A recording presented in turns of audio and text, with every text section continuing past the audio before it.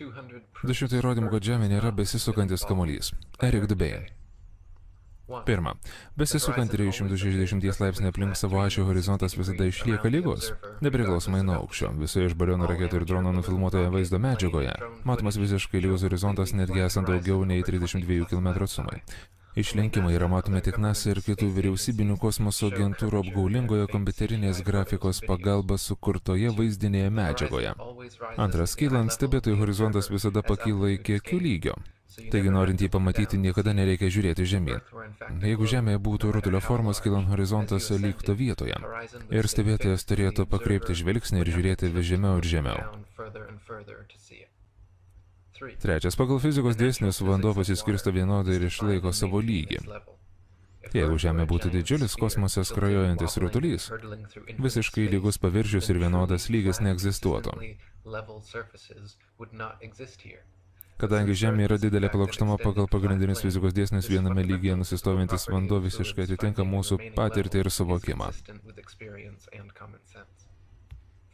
4. Upės teka žemyn, ieškodamas lengviausio kelio, kol pasiekia jūros lygį, šiaurę, pietus, rytus ir vakarus, ir visas tarpines kryptis tuo pat metu. Jeigu Žemė būtų besisukantis kamuolys, tam tikroms upėms tektų tekėti į kalną. Pavyzdžiui, 4828 km ilgio Misisipėje prieš pasiekant Meksikos įlanką tektų pakilti 15 km. 5. Dalis Nilo upės per 1609 km nusileidžia tik viena pėda, per 30 cm. Pagal teigiamą Folio Žemės patvirtinimą ir judėjimą dalis Vakarų Afrikos Kongo upės kartais judėtų žemyn, o kartais aukštyn. Panašiai būtų ir su Parana, Paragvajus bei kitom ilgom upėm. 6. Jeigu Žemė būtų kamuolys, kurio pusiaujų ilgis yra 40 000 km, kaip teigia NASA ir modernioji astronomija, tai pagal sferinę trigonometriją visas stovintis vanduo pakiltų po 20 cm per mylę, padauginus iš atstumo kvadratu. Tai reiškia, kad 6 mylių ilgio stovinčio vandens kanalo galai būtų per 6 pėdas žemiau. Vis dėlto atlikus panašius tipo eksperimentus visada nustatoma, kad stovinčio vandens lygis abiejose galuose yra vienodas. 7. Geodezininkams, inžinieriams ir architektams savo projektuose niekada nereikia atsižvelgti į Žemės išlinkį. Kanalai, geležinkeliai, tiltai ir tuneliai visada tiesiami horizontaliai. Dažnai netgi 100 mylių visiškai be išlinkio. 8. Viduramžių Raudonąją jūrą sujungiantis Sueco kanalas yra 161 km ilgio. Jame nėra pertvaro, jis nepertraukiamai sujungia dvi jūras. Tiesiant šį kanalą nebuvo atsižvelgta į tariamą Žemės išlinkį. Kanalas buvo kasamas iš ilgai horizontaliosios ataskaitos linijos, 8 metrai žemiau jūros lygio, kertant kelis ežerus ir sujungiant dvi jūras, o ataskaitos linija ir vandens paviršių 161 km tęsiasi visiškai lygiagrečiai. 9. Inžinieriaus Winklerio teiginiai buvo išspausdinti Earth Review, kur apie Žemės tariamą išlinkį teigia. Per savo daugelį metų inžinieriaus darbą aš pastebėjau, kad tokia absurdiška prielaida leidžia tik mokyklos vadovėliuose. Nei vienas inžinierius nepagalvotų apie panašią prielaidą. Aš suprojektavau daug mylių geležinkelių ir dar daugiau mylių kanalo. Ir apie tokią galimybę net nebuvo galvojama, tuo labiau jie atsižvelgiama. Ši išlinkio prielaida reiškia, kad ji yra 20 cm pirmoje kanalo mylioje ir toliau didėja pagal santykį, kuris apskaičiuojamas atstumo mylėmis padauginus. Taigi mažas, tarkime, 48 km ilgio kanalas nedideliems laivams turės 182 metrų išlinkio galimybę. Pagalvokite apie tai ir suprasite, kad inžinieriai nėra tokie kvaili. Tokia galimybė nėra svarstytina. Mes negalvojame apie 600 pėdų nuokrypį, 30 mylių geležinkelio liniją arba kanalui, kaip ir negalvojame ieškoti kampų apskritime. 10. Londono ir šiaurės vakarų geležinkeliai sudaro 180 mylių ilgio tiesią liniją tarp Londono ir Liverpulio. Aukščiausias geležinkelio taškas maršruto viduryje esanti Birmingham stotis yra tik 240 pėdų virš jūros lygio. Jeigu pasaulis būtų rutulio formos, kurio išlinkis yra 20 cm per mylę kvadratu, 290 km ilgio geležinkelio atkarpa, suformuotų arką, kurios vidurinis taškas esantis Birmingemo stotyje būtų iškilęs 1646 metrais virš Londono. 11. Geodesininkas ir inžinierius 13 metų leidžiama Birmingham Vehicle Mercury aiškino: Aš esu išsamiai susipažinęs su civilinės inžinierijos teorija ir praktika. Kad ir kaip mūsų senamadiški profesoriai laikosi nuostatos, kad reikia viską matuoti pagal nusistovėjusias taisyklės, vis tiek tarp mūsų žinoma, kad tokių teorinių matavimų neįmanoma praktiškai iliustruoti. Visi mūsų lokomotyvai yra sukurti važiuoti tokiais paviršiais, kuriuos galima laikyti tikrai lygiais. Žinoma, yra įkalnių ir gradientų, bet jie yra labai tiksliai rodyti. Ir juos pervažiuoti reikia labai atsargiai. Bet dar nėra tokio lokomotyvo, kuris galėtų įveikti 20 cm per mylę pokytį, kuris didėja kaip atstumas pakeltas kvadratu. Imant skirtingas Anglijos ir Škotijos stotis, galima teigti, kad visos platformos yra sąlyginai tame pačiame lygyje. Atstumas tarp rytinio ir vakarinio Anglijos krantų yra apie 483 km. Jeigu nurodomas išlinkis būtų realus centrinės Rugby arba Warwick, stotis turėtų būti net 3 mylėmis aukščiau nei staiga išvesta iš 2 ekstremumų. Jeigu tai būtų tiesa, nei vienas karalystės vairuotojas ar kurikas nesiryžtų valdyti šio lokomotyvo. Mes galime tik pasijuokti iš tokių skaitytojų, kurie mano, kad mes leidžiamės į tokius eksperimentus, kaip važinėjimas traukiniais tokio lygo išlinkiais. Horizontalės kreivumos yra pakankamai pavojingos, vertikalios kreivumos būtų 1000 kartų blogiau. Ir su mūsų turima įranga jomis važiuoti būtų neįmanoma. 12. Mančesterio laivų kanalų kompanija Earth Review teigia: Yra įprasta visus geležinkelių ir kanalų statybos lygius prilyginti horizontaliai ataskaitos linijai, kuri yra normaliai horizontali ir yra taip parodyta visose atkarpose. Viešųjų darbų planavimo praktikoje neleidžiamas žemės išlinkis. 13. 19 amžiuje prancūzai Biot ir Arago atliko tam tikrą eksperimentą, kurio metu ant Desieto Las Palmas viršukalnės Ispanijoje buvo pastatyta stipri lempa su geru reflektoriumi ir ji buvo matoma nuo Ibizo saloje esančio Camprei. Atsižvelgiant į tai, kad abiejų taškų pakelimas virš jūros lygio buvo identiškas, o atstumas tarp jų buvo beveik 100 mylių arba 161 km, jeigu Žemė būtų rutulio formos ir aplink ją atstumas būtų 25 000 mylių, tai šviesa turėtų būti daugiau nei 6600 pėdų. Mylė su ketvirtadaliu žemiau matymo linijos. 14. Papulkininkio Portlock eksperimentas su oksivandenilio Drummond šviesomis ir heliostatais. Bandymo metu saulės spinduliai buvo nukreipiami tarp stotelių, kurios buvo 108 mylių atstumu nuo St. George kanalo. Jeigu Žemė būtų rutulys, kurio pusiaujo ilgis 25 000 mylių, Portlock šviesa turėjo būti uždengta dėl 1,5 mylios išlinkio. 15. Jeigu Žemė būtų rutulys, kurio pusiaujo ilgis 25 000 mylių, lėktuvo pilotai turėtų pastoviai reguliuoti skridimo aukštį, kad neišskristų į kosmosą. Įprastų 500 mylių per valandą greičiu skrendantis pilotas turėtų pastoviai pakreipti lėktuvo nosį žemyn, kad išlaikytų pastovų aukštį ir taip nusileistų 2777 pėdas per minutę. Kitu atveju, nekompensuojant išlinkio per 1 valandą, pilotas atsidurtų 50 km aukščiau nei buvo numatyta. 16. Eirinė sėkmė vadinamo eksperimentu buvo įrodyta, kad stacionario Žemės atžvilgiu žvaigždės juda. Tai buvo atlikta pripildžius teleskopą vandens, kad viduje šviesa keliautų lėčiau ir tada apskaičiavus pavertimą, kuris reikalingas norint, kad žvaigždės šviesa keliautų tiesiai per vamzdį. Eirinė pavyko įrodyti heliocentrinės teorijos, kadangi žvaigždės šviesa iš karto krito tinkamu kampu. Jo reguliuoti nereikėjo. Ir dėl to buvo įrodytas geocentrinio modelio teisingumas. 17. Olbers paradoksas teigia, kad jeigu būtų milijardai tokių pat žvaigždžių kaip Saulė, naktį dangus būtų visiškai apšviestas. Kaip pasakė Edgaras Alanas Poe, jeigu žvaigždžių skaičius būtų begalinis, tada nakties dangus būtų tolygiai apšviestas, nes visame danguje nebūtų vietos, kurioje nebūtų žvaigždės. Tiesą pasakius, Olbers paradoksas yra tiek pat paradoksas, kiek George Airy eksperimentas buvo nesėkmė. Abu puikiai paneigė besisukančios Žemės kaip heliocentrinio kamulio modelį. 18. Michelson, Morley ir Sagnac atliktų eksperimentų metu buvo bandoma nustatyti šviesos greičio keitimą, kuris turėtų įvykti, jeigu Žemė tikrai juda erdvėje.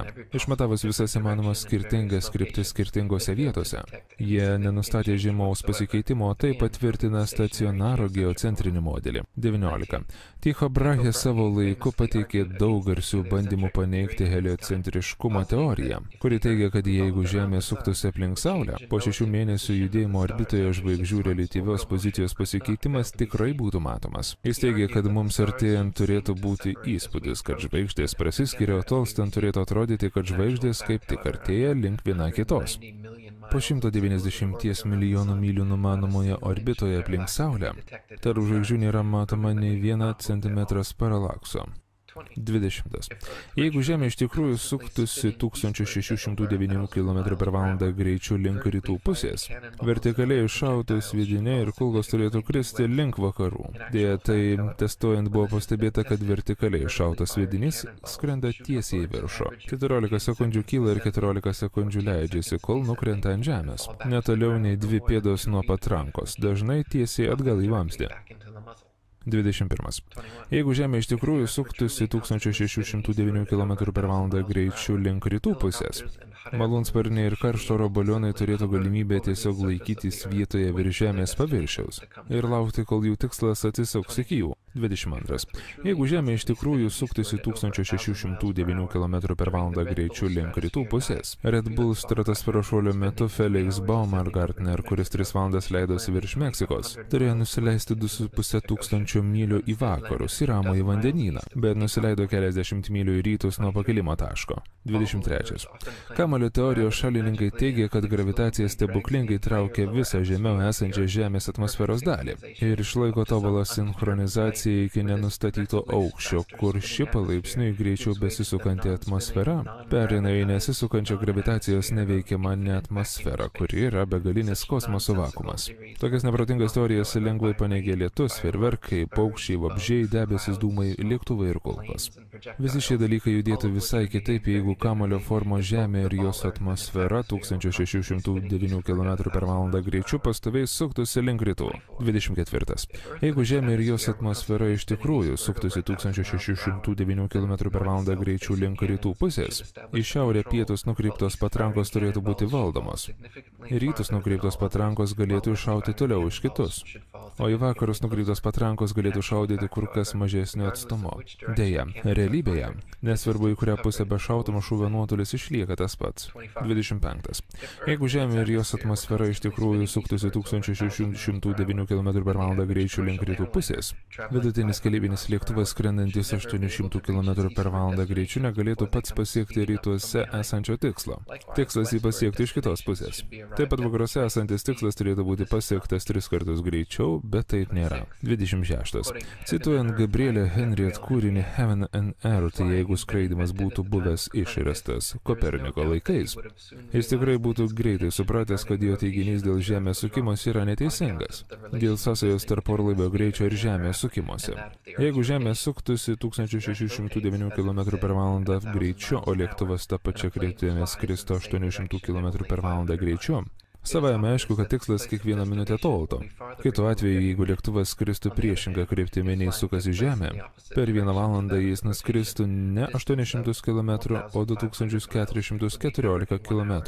Nesukimosi greitį reikėtų pridėti prie lėktuvo greičio.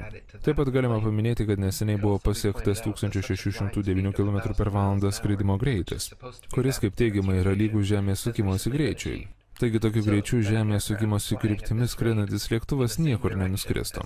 Jis tiesiog stovėtų toje vietoje, kurioje pakilo, nes lėktuvo ir Žemės sukimosi greitis būtų vienodas.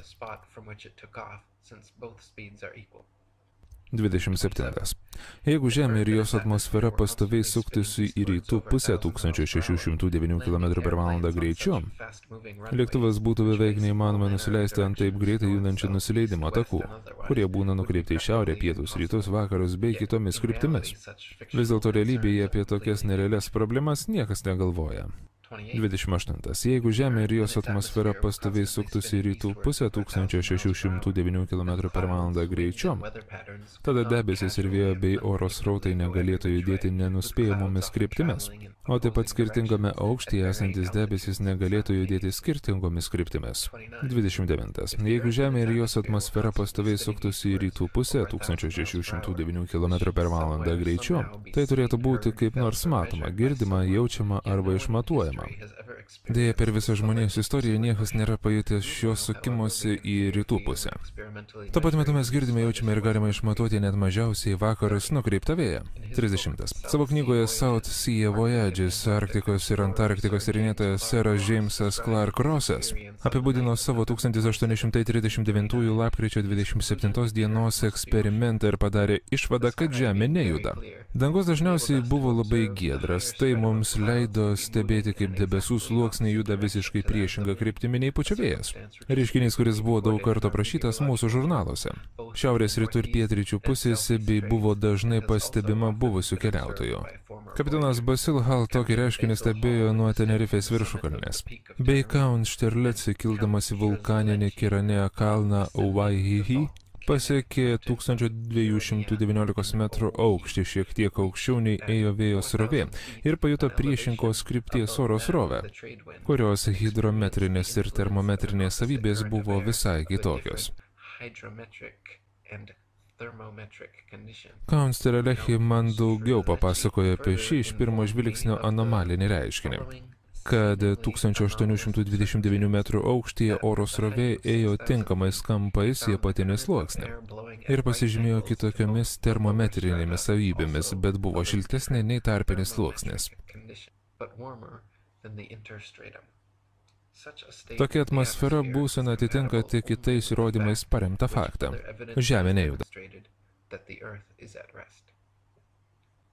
31. Cituojant skeptišką kosmogoniją, Thomas Winship teigia: įsivaizduokite, kokią jėgą turėtų oras, kurį išjudintų 12 874 km diametro sferinis kūnas, kuris per valandą sukosi 1609 km greičiu ir skrido kosmose 105 000 km greičiu, besisukdamas per rojų klodus. Tada pabandykite nuspėti, kaip tokio pasaulio gyventojai galėtų išsilaikyti ant savo planetos. Jeigu Žemės rutulys sukasi aplink savo ašį 1609 km/h greičiu, tokia didžiulė masė tikrai sukeltų labai stiprius vėjus erdvėje. Vėjas pūstų vieną pusę, o visi į sferos įtakos zoną patekę debesys turėtų plaukti į tą pačią pusę. Aitvaro leidimas puikiai rodo, kad Žemė nejuda. 32. Jeigu yra sakoma, kad gravitacija yra tokia stipri jėga, kuri gali išlaikyti pasaulio vandenynus, pastatus, žmonės ant greitai besisukančio Žemės paviršiaus, tai ji negali būti tuo pat metu tokia silpna, kad leistų paukščiams, vabzdžiams ir lėktuvams pakilti ir laisvai skraidyti bet kuria kryptim. 33. Jeigu gravitacija yra tokia stipri jėga, kad gali sukelti pasaulio vandenynų lygių svyravimus, tai ji neleistų žuvims ir kitiems gyvūnams laisvai plaukioti per taip stipriai laikomą vandenį. 34. Tolimus atstumus nukeliaujantis laivų kapitonai planuodami savo keliones niekada neatsižvelgia į tokį Žemės išlinkį. Plokštumų ir apskritimų buriavimo metodai yra populiariausi navigavimo metodai. Ir jie naudoja plokštuminę, o ne sferinę trigonometriją. Ir visi matematiniai skaičiavimai yra atliekami pagal prielaidą, kad Žemė yra visiškai lygi. Jei Žemė būtų rutulio formos, tokios klaidingos prielaidos labai dažnai privestų prie aiškių netitikimų. Navigavimas pagal plokštumas puikiai veikia teorijoje ir praktikoje tūkstančius metų. Ir buvo daug atvejų, kai skaičiuojant atstumus vandenynuose plokštuminė trigonometrija pateikė tikslesnius rezultatus nei sferinė. 35. Jeigu Žemė tikrai būtų rutulys, kiekviena platumos linija į pietus nuo pusiaujo turėtų būti vis trumpesnė ir trumpesnė. Vis dėlto, jeigu Žemė yra išplėsta plokštuma, tai kiekviena platumos juosta į pietus nuo pusiaujo turėtų būti vis didesnė ir pasižymėti didesniu apskritimo ilgiu. Faktas, kad daugelio kapitonų bandžiusi naviguoti į pietus nuo pusiaujo pagal sferos teoriją, skaičiavimai pasirodė klaidingi, o paklaida didėjo proporcingai su į pietus nukeliautu atstumu. Patvirtinta, kad Žemė nėra kamuolys. 36. Kapitono Jameso Clark Rosso kelionio aplink Antarktikos apskritimą metu. Jis dažnai rašė, kad jų lentelių rezultatai netitinka jų realios pozicijos. ir teigia, kad vidutiniškai kiekvieną dieną nukrypdavo nuo savo maršruto apie 12-16 mylių. O nuplaukus dar toliau pietus nuokrypis buvo net 29 mylios. 37. Nuo 1838 iki 42 leitenantas Čarlzas Vilkesas vadovavo Jungtinių valstijų ekspedicijai į Antarktiką. Ir jo užrašuose buvo aiškiai nurodytas nuokrypis nuo maršruto į rytus. Kartais jis siekė 20 mylių per mažiau nei 18 valandų. 38. Cituojant gerbiamą Tomą Milnerį, pietų pusrutulyje naviguojantieji į Indiją dažnai įsivaizduodavo, kad jie yra nutolę į rytus nuo iškyšulių, nors jie vis dar buvo nutolę į vakarus. Ir išsilaipindavo Afrikos krante, kuris pagal jų skaičiavimus turėjo būti už jų. 1845 metais tokia pat nesėkmė ištiko ir puikia fregata Challenger. Kaip galėjo pasiklysti jos didinybės laivas Conqueror? Kodėl tiek daug visiškai sveikų, gerą įgulą turinčių ir puikiai naviguojančių didingų laivų sudužo esant puikiam orui netgi ne naktį rūke, bet vidury giedros dienos? Pirmoji atveju krantos centro atveju ant nuskendusių olų dėl nuklydimo nuo kurso. Atsakymas paprastas, Žemė nėra apvali. 39. Praktiniai atstovo matavimai paimti iš Australijos vadovo Almanac laivininko ir importuotojų direktorijos. Rodo, kad tiesus atstumas tarp Sidnėjaus ir Nelsono yra apie 1550 mylių. Jų pateiktas skirtumas ilgumoje yra 22 laipsniai 214, taigi jeigu 22 laipsniai 214 iš 360 yra 1550 mylių, tada visos Žemės matmuo sudarytų 40 526 km. Tai yra ne tik daugiau nei teigiamas kamulio formos Žemės dydis, bet ir 6859 km daugiau nei Sidnėjaus pietinė platuma ant minėtų proporcijų rutulio.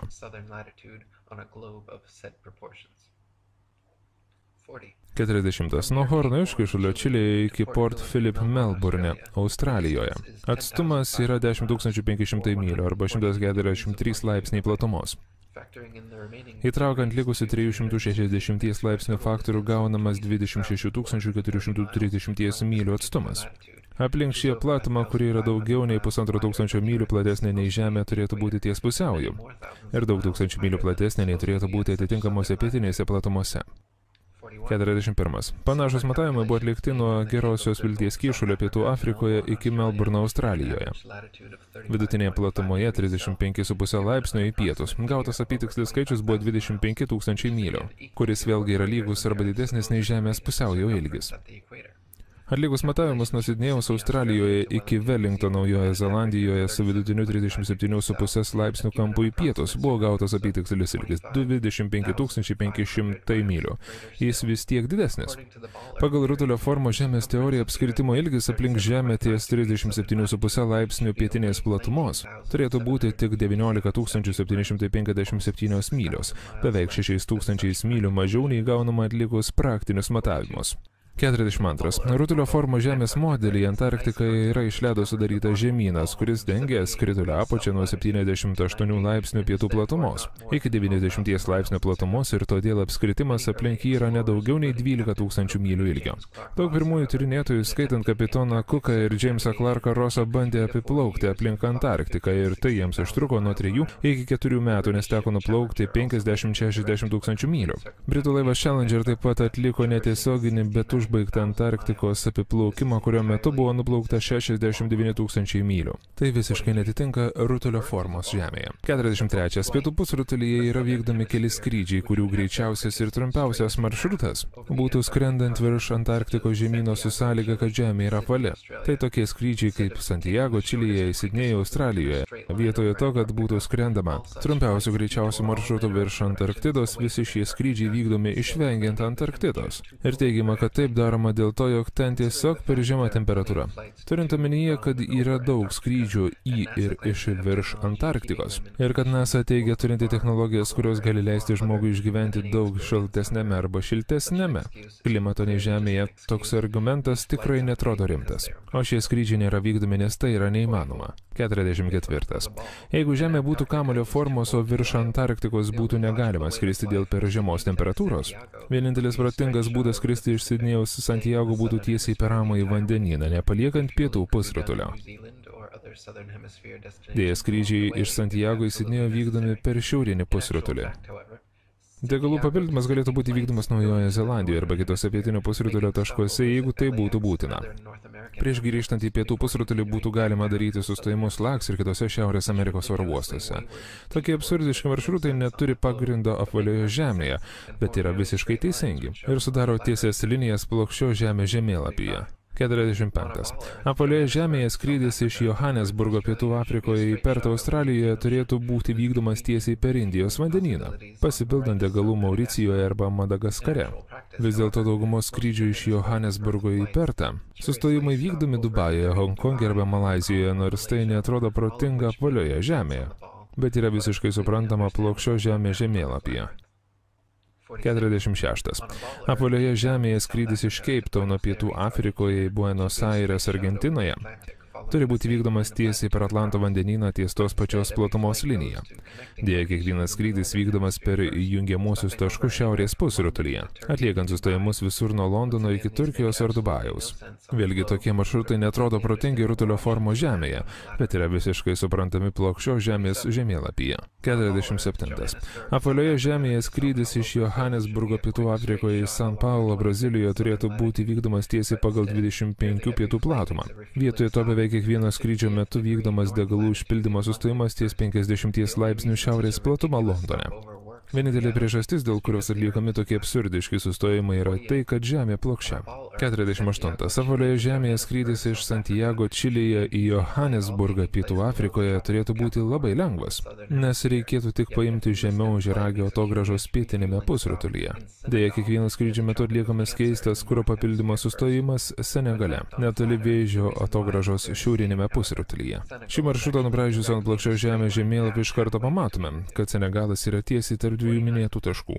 49. Jeigu Žemė būtų 93 milijonus mylių nuo Saulės nutolęs besisukantis kamuolys, Afrikoje negalėtų būti pragariškai karštos vasaros, o tik už kelių tūkstančių kilometrų stingdančios arktinės ir antarktinės žiemos, kurių metu Saulė beveik neteiktų šilumos. Jeigu Saulės kaitra nukeliauja 93 milijonus mylių iki Saharos dykumos, absurdiška manyti, kad papildomi 4000 mylių visiškai panaikinto, tokia kaitra ir būtų jaučiamas toks ryškus kontrastas.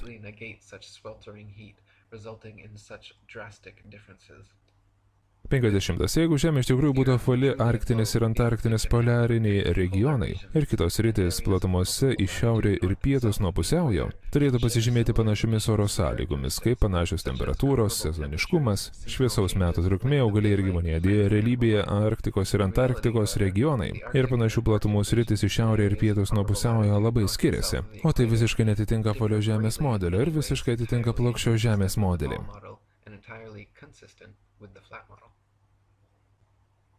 51.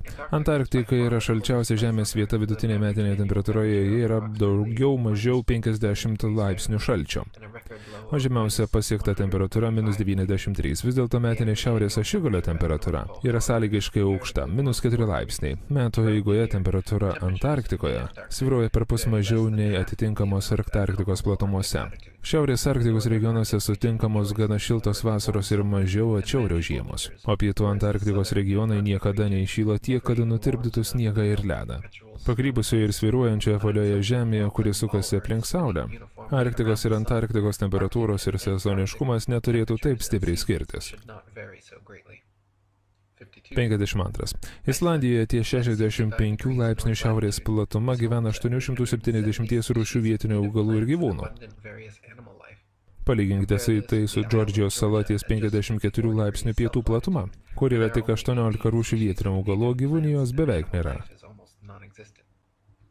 Toje pat platumoje kaip Kanada arba Anglija šiaurėje, kur gausu įvairių miškų. Garsusis kapitonas Kukas rašė apie Džordžiją ir jis pasakoja, kad jam joje nepavyko rasti nei vieno krūmo, kuris būtų pakankamai didelis dantų krapštui pagaminti. Kukas rašė, nebuvo nei vieno medžio, pietuose esančios žemės yra užkeiktos nesibaigančių frigidiškumu. Jose niekada nesilanko saulės spindulių šiluma. Aš nerandu žodžių apibūdinti jos laukiniam ir baisiam aspektui. Netgi jūros gyvūnai yra reti tam tikrose šios plačios ryties vietose ir labai retai matysi jūros paukštį skrendantį tarp šių apmėrusių dykumų. Kontrastas tarp organinės gyvybės Arktikoje ir Antarktikoje yra labai ryškus ir reikšmingas. 53. Tam tikrose panašių platumų vietose šiaurėje ir pietuose, pavyzdžiui, ilgiausios vasaros dienos šiauriau nuo pusiaujo yra daug ilgesnės nei piečiau nuo pusiaujo. Saulės veikimas yra visiškai kitoks nei turėtų būti besisukančioje sferoje, bet visiškai toks, koks turėtų būti plokščioje Žemėje.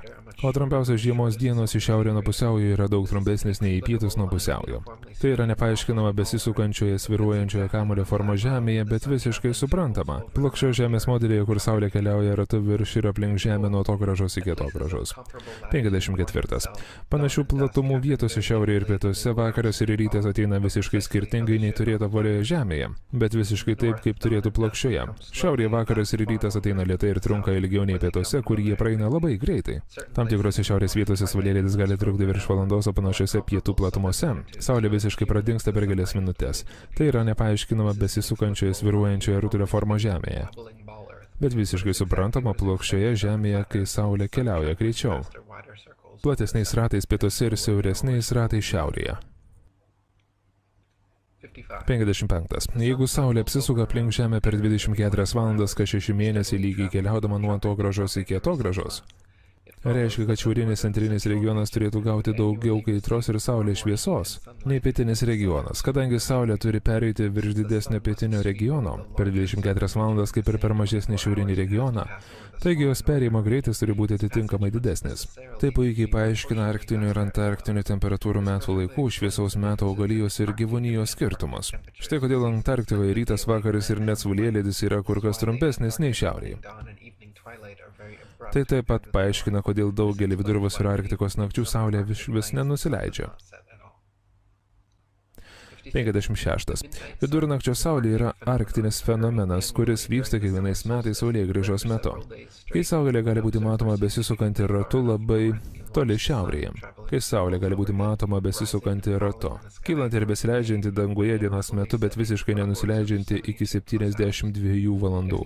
Jeigu Žemė būtų aplink Saulę skrendantis besisukantis rutulys, vienintelė vieta, kur galėtume matyti tokį fenomeną, kaip vidurnakčio Saulė, būtų ašigaliuose. Ne vienoje kitoje vietoje nuo 89 laipsnių platumos ir žemiau Saulės nebūtų galima matyti 24 valandas per parą, nesvarbu, koks būtų Žemės pasvirimas. Norėdama nuo besisukančio rutulio Saulę matyti viso apsisukimo metu, turėtumėte žiūrėti per mylių mylias žemynų ir vandenynų, kad pamatytumėte dalį apsisukimo. 57. Yra teigiama, kad vidurnakčio Saulė matoma Antarktikoje, bet nėra tai parodančios neredaguotos vaizdo medžiagos. O žiemos saulėgrįžos metu nepriklausomiems keliautojams neleidžiama keliauti į Antarktiką ir patvirtinti arba paneigti šių teiginių. Atvirkščiai yra daugelis neredaguotos vaizdo medžiagos, rodančios Arktikos vidurnakčio Saulę. Ir tai buvo be jokios abejonės įrodyta. 58.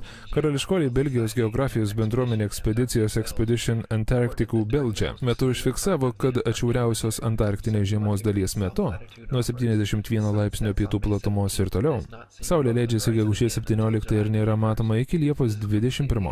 Tai visiškai netitinka apvalios Žemės teorijos, bet lengvai paaiškinama plokščios Žemės modelį.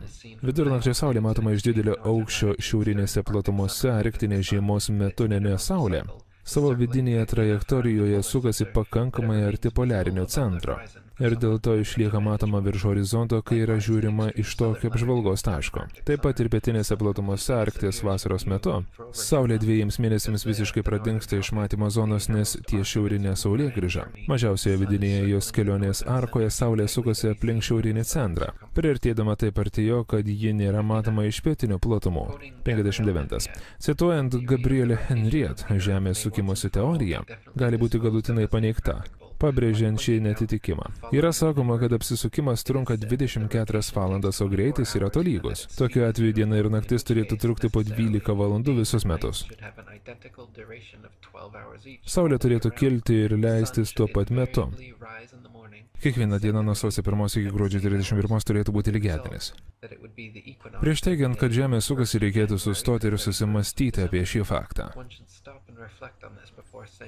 Kaip gravitacijos sistema gali būti suderinama su kintančių dienų ir naktų ilgiu skirtingais metų laikais, jeigu Žemė vienodu greičiu apsisuka per 24 valandas.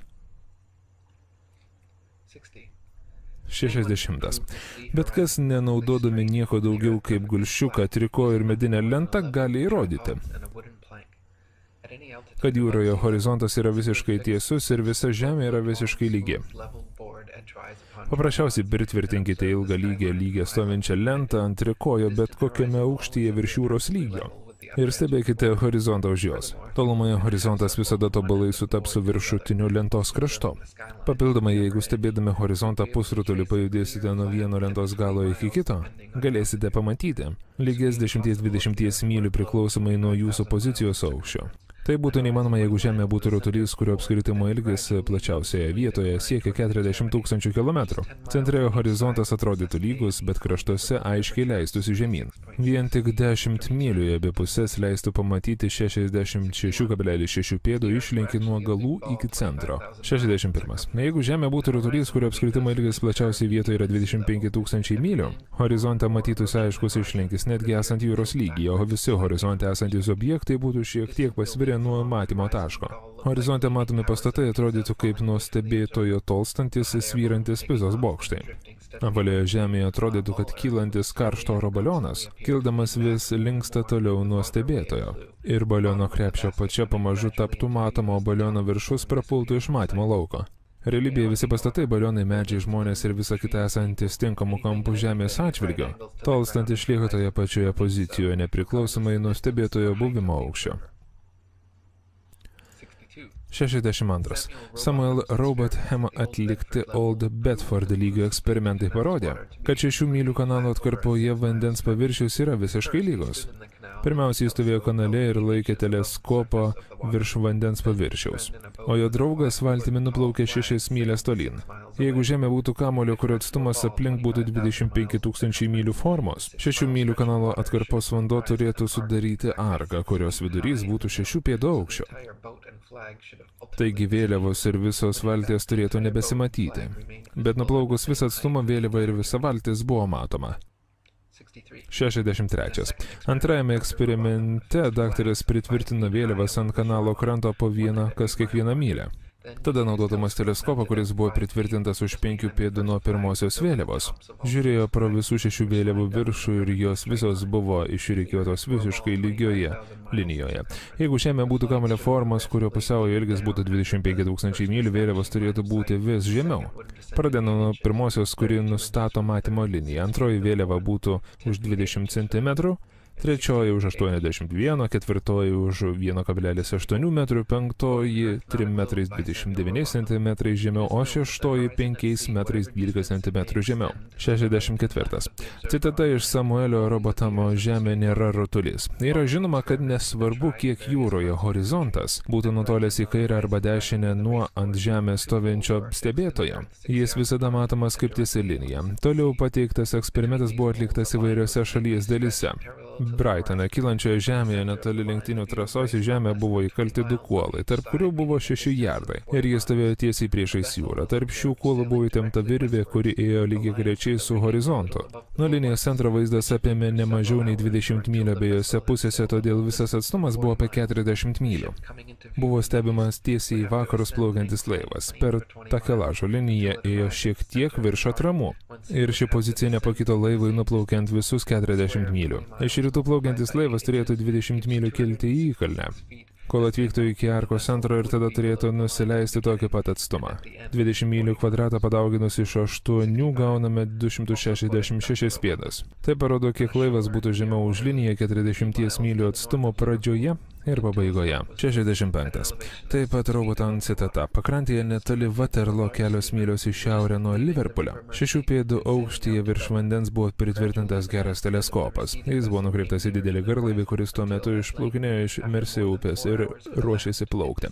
Palaipsniui pagrindinis laivos stiebas artėjo prie horizonto ir daugiau nei po 4 valandų jis pradingo. Įprastas Dublino garlaivių greitis buvo 8 mylios per valandą. Taigi laivas turėjo būti nutolęs bent per 32 mylias, kai stiebo viršus pasiekė horizontą. Dėl 2 metrų teleskopo pakelimo reikėtų atimti 3 mylias dėl išlinkimo, o po to liktų 29 mylios ir jų kvadratą padauginus iš 8 pėdų gautume 560 pėdų. Atėmus 80 pėdų dėl pagrindinio stiebo ilgio mes nustatome, kad pagal sferiškumo doktriną tolstančio garlaivio stiebo viršus turėtų būti 480 pėdų žemiau horizonto. Daug kitų tokio tipo eksperimentų buvo atlikta su jūra išplaukiančiais garlaiviais ir rezultatai niekada nesutapo su teorija, kad Žemė yra apvali. 66. Tas pats daktaras atliko kelis kitus eksperimentus su teleskopais, gulščiukais, sektestantais ir teodolitais. Specialiais ypatingai tiksliais instrumentais naudojamais matuoti kampus horizontaliuose ir vertikaliuose plokštumose.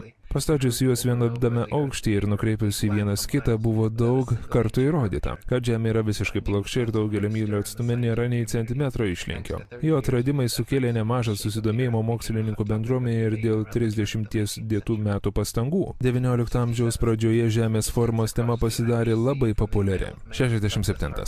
Atstumas per Airijos jūrą nuo Isle of Man Douglas uosto iki Great Orm's Head šiaurės versija yra 60 mylių. Jeigu Žemė būtų vali tarp jų esančiame atstume, Žemės paviršiuje suformuotų 60 mylių aukščio arką, kurios centras būtų 1944 pėdos aukščiau nei galuose esantys krantai. Deja yra gerai žinoma ir gali būti lengvai patikrinta, kad giedrą dieną iš nedidelio 100 pėdų aukščio Great Orm's Head yra matoma iš Douglas uosto. Tai būtų neįmanoma valioje Žemėje. Darant prielaidą, kad iš 100 pėdų aukščio horizontas matomas 13 mylių toliau, likusios 47 mylios reiškia, kad Velso krantas vis tiek turėtų būti 1472 pėdos žemiau matymo linijos. 68.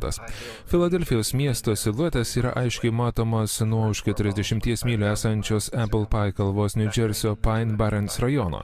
Jeigu Žemė būtų rutulys, kurio nuotolis aplink būtų 25 000 mylių, įskaičiavus 205 pėdų Apple Pie kalvos aukštį, Filadelfijos miesto siluetas turėtų būti nematomas dėl 335 pėdų išlinkio. 69. New Yorko miesto siluetas yra aiškiai matomas nuo Harriman State parko Bir kalno, kuris yra nutolęs 60 mylių. Jeigu Žemėje būtų rutulys, kurio pusiaujo ilgis būtų 25 000 mylių, žiūrint nuo Bir kalno 1283 pėdų aukštyje esančios viršūnės, pagal Pitagoro teoremą nustačius atstumą iki horizonto, kuris yra kvadratinė šaknis iš aukščio padauginta iš 1,23, taigi New Yorko siluetas turėtų nebūti matomas dėl 170 pėdų Žemės išlinkio. 70. Nuo Vašingtono olos New Jersey'e 400 pėdų aukštyje giedrą dieną galima matyti priešingose pusėse esančius New Yorko ir Filadelfijos siluetus. Tokiu būdu apimamas 120 mylių atstumas. Jeigu Žemė būtų rutulys, kurio pusiaujo ilgis būtų 25 000 mylių, abu šie siluetai turėtų nebūti matomi dėl 800 pėdų Žemės išlinkio. 71. Čikagos siluetas matomas iš 60 mylių atstumo per Mičigano ežerą, kai stebėtojas yra jūros lygyje. 2015-aisiais Joshua Novitski nufotografavo šį fenomeną. Keli naujienų kanalai paskelbė, kad šis vaizdas yra ypatingas miražas. Atmosferinė anomalija, kurią sukelia temperatūros inversija. Nors tokios anomalijos egzistuoja. Matomas siluetas buvo aiškiai matomas ir neapverstas kitaip nei susiliejęs iliuzinis miražas. Apvalioje Žemėje šis siluetas turėtų būti 2400 pėdų už horizonto. 72. 1854 spalio 16 Times dienraštis pranešė apie karalienės vizitą į Great Grimsby Denį ir papasakojo, kad jie galėjo matyti 300 pėdų aukščio prieplaukos bokštą, kuris buvo už 70 mylių. Jeigu Žemė būtų rutulys, kurio pusiaujo ilgis būtų 25 000 mylių, įskaičiuojant jų 10 pėdų pakilimą virš vandens, ir bokšto 300 pėdų aukštį bei 70 mylių atstumą, prieplaukos bokštas turėjo būti 2600 pėdų žemiau horizonto. 73.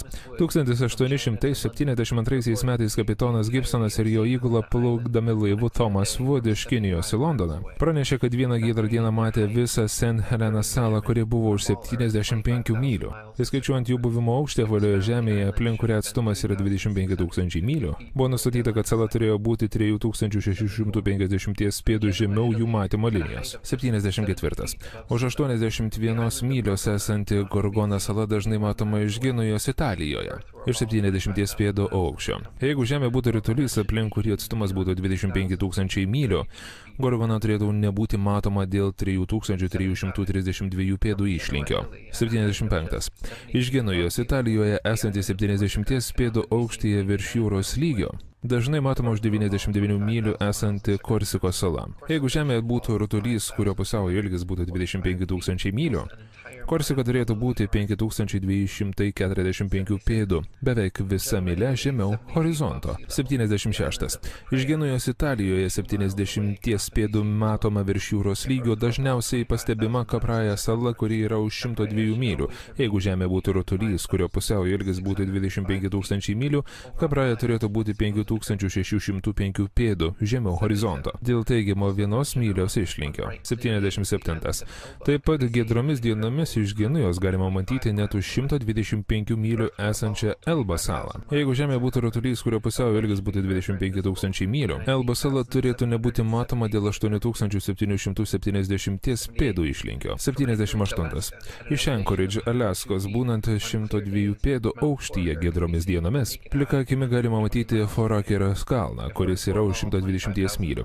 Jeigu Žemė būtų rutulys, kurio pusiaujo ilgis būtų 25 000 mylių, 17 400 pėdų aukštyje esanti Forakerio kalno viršūnė turėtų būti pavirtusi tolyn nuo stebėtojo, uždengta 7719 pėdų žemės išlinkio. Deja, realybėje galima matyti tiesiai bestovintį kalną nuo jo pačios iki viršūnės. 79. Iš Anchorage, Aliaskoje esantis 102 pėdų aukštyje giedromis dienomis galima matyti McKinley kalną, kuris yra už 130 mylių. Jeigu Žemė būtų rutulys, kurio pusiaujo ilgis būtų 25 000 mylių, 20 320 pėdų aukštyje esanti Forakerio kalno viršūnė turėtų būti pavirtusi tolyn nuo stebėtojo. Beveik pusė kalno turėtų būti uždengta 9220 pėdų žemės išlinkio. Deja, realybėje galima matyti tiesiai bestovintį kalną nuo jo pačios iki viršūnės. 80. 1895 vasarį Chamber žurnale jūreivis esantis netoli Mauricijaus Indijos vandenyne pranešė matęs laivą, kuris, kaip paaiškėjo, buvo net už 200 mylių. Šis incidentas tuo metu jūreivių tarpe sukėlė daug diskusijų ir buvo gauta papildomos informacijos, kad kitas liudininkas matė dingusi Bombay garlaivį, kuris buvo už 200 mylių. Jis teisingai apibūdino tikslę išvaizdą vietą ir plaukimo kryptį. Vėliau jo teiginius patvirtino ir pakartojo kiti laivų plaukę jūreiviai. Tokios situacijos būtų nepaaiškinamos apvalioje žemėje, nes už 200 mylių esantis laivas turėtų būti 5 myliomis žemiau matymo linijos. 81. Atstumas nuo vandenyne matomų įvairių švyturių šviesų stipriai viršė atstumą, kurį būtų įmanoma matyti apvalioje žemėje, aplink kurią atstumas yra 25 000 mylių. Pavyzdžiui, 194 pėdų aukštyje Dunkerque švyturys pietinėje Prancūzijoje yra matomas iš laivo 10 pėdų virš jūros lygio už 28 mylių. Pagal sferinę trigonometriją žinoma, kad jeigu Žemė būtų ritulys, kurio išlinkis yra 20 cm per mylę kvadratu, tai šio švyturio šviesa turėtų būti 190 pėdų žemiau horizonto. 82. Port Nicholson švyturys Naujojoje Zelandijoje yra 420 pėdų virš jūros lygio ir gali būti matomas iš 35 mylių atstumo, nors jis turėtų būti 220 pėdų žemiau horizonto. 83. Egero švyturys Norvegijoje yra 154 pėdos virš jūros lygio potvinio metu ir yra matomas iš 28 mylių atstumo, nors turėtų būti 230 pėdų žemiau horizonto. 84. Madra švyturys Esplanadoje yra 132 pėdos aukščiau ir gali būti matomas iš 28 mylių atstumo, nors turėtų būti 250 pėdų žemiau horizonto. 85. Cordonan švyturys Prancūzijos vakarinėme krante yra 207 pėdų aukštyje ir gali būti matomas iš 31 mylios atstumo, nors turėtų būti 280 pėdų žemiau matymo linijos. 86. Cape Bonavista švyturys Newfoundlande yra 150 pėdų aukštyje virš jūros lygio ir gali būti matomas 35 mylių atstumo, nors turėtų būti 491 pėda žemiau horizonto. 87. St. Botolov parapijos bažnyčios varpinė švyturys Bostone yra 290 pėdų aukščio ir gali būti matomas 40 mylių atstumu, nors turėtų būti 800 pėdų žemiau horizonto. 88. White salos švyturys Anglijoje yra 180 pėdų aukščio ir gali būti matomas 42 mylių atstumu. Tai atstumas, kuriame modernių astronomų teigimu šviesa turėtų būti 996 pėdos žemiau matymo linijos. 89. Cape Lagula švyturys Pietų Afrikoje yra 33 pėdų aukščio, 238 pėdos virš jūros lygio ir gali būti matomas iš 50 mylių atstumo. Jeigu pasaulis būtų apvalus, šio švyturio šviesa būtų 1400 pėdų žemiau stebėtojo matymo linijos. 90. Laisvės statula New York'e yra 326 pėdos virš jūros lygio, o giedrą dieną ji gali būti matoma net iš 60 mylių atstumo. Jeigu Žemė būtų rutulys, Laisvės statula būtų 2074 pėdos žemiau horizonto. 91. Port Salos švyturys Egipte yra tik 60 pėdų aukštyje, bet gali būti matomas net iš 58 mylių atstumo. Nors pagal modernį astronomiją jis turėtų būti 2182 pėdos žemiau matymo linijos. 92. Paryžiaus Dievo motinos smailė yra 403 pėdų aukštyje. Nuo bokšto apačios, o Strasbusas yra 468 pėdos virš jūros lygio. Su teleskopo pagalba horizonte galima matyti laivus, o kapitonai teigia, kad katedros smailę mato net iš 150 mylių atstumo. Jei Žemė būtų apvali nutolus tokiu atstumu, smailė būtų 5280 pėdų žemiau horizonto. 93. St. George kalnas tarp Holyhead ir Kingstown uosto netoli Dublino yra 60 mylių ilgio. Kanalo viduryje esantis kelto keleivis mato Holyhead prieplauko šviesą už savęs, o priekyje gali matyti Poolbeg šviesą Dublino įlankoje. Holyhead prieplauko švyturys yra 44 pėdų aukščio, o Poolbeg švyturys yra 68 pėdos aukščio. Taigi viduryje kanalo esančiame laive 30 mylių atstumu nuo abiejų galvų ant denio, kuris yra 24 pėdos virš vandens, stovintis keleivis gali aiškiai matyti abi šviesas. Apvalioje Žemėje, aplink kurią atstumas yra 25 000 mylių, abi šviesos turėtų būti 300 pėdų žemiau horizonto. 94.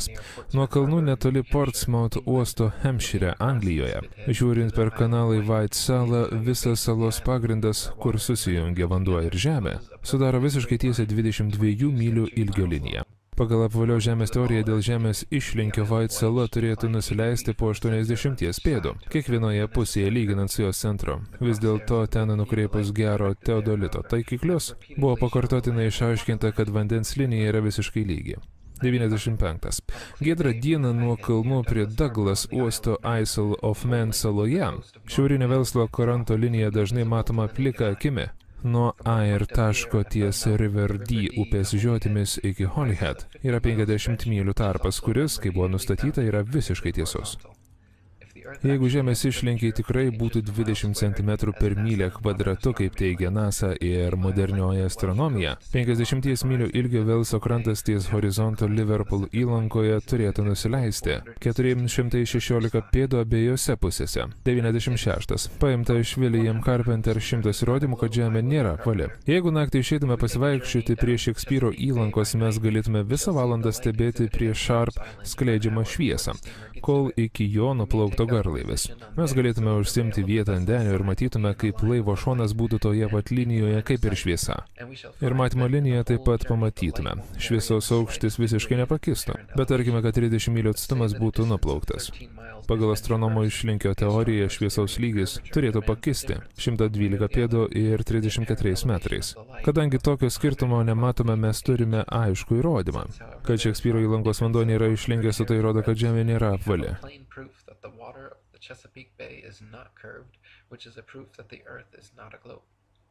97. NASA ir modernioji astronomija teigia, kad Žemė yra didžiulis atgal pasviręs kamuolys, besisukantis ir sviruojantis aplink savo ašį 1609 km/h greičiu ir skrendantis 107 000 km/h greičiu aplink Saulę, kuris sukasi 804 000 km/h greičiu aplink paukščių taką. O visa galaktika skrenda 670 milijonų mylių per valandą greičiu per visatą. Ir visi šie judesiai kilo dėl tariamo prieš 14 milijardų metų įvykusio didžiojo sprogimo. Iš viso tai yra 670 milijonų 568 tūkstančiai mylių per valandą keliomis skirtingomis kryptimis, kuriomis, kaip teigiama, mes visi skrendame, bet ne vienas iki šiol nematė, nepajuto ir negirdėjo. Neišmatavo ir neįrodė, kad nors vienas iš šių judesių yra tikras.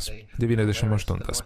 NASA ir modernioji astronomija teigia, kad Polaris šiaurinė žvaigždė yra daugmaž 323-434 šviesmečių, arba kaip 2 kvadrilijonai mylių atstumu nuo mūsų. Ir pirmiausia, reikėtų suprasti, kad tai yra milžiniški skaičiai mylių. Tai daugiau kaip 1 kvadrilijonas mylių. Taigi skirtumas yra daugiau nei 600 trilijonų mylių. Jeigu modernioji astronomija negali susitarti dėl atstumo iki žvaigždžių 100 trilijonų tikslumu, tai galbūt šis mokslas turi trūkumų ir šią teoriją reikėtų pakartotinai patikrinti.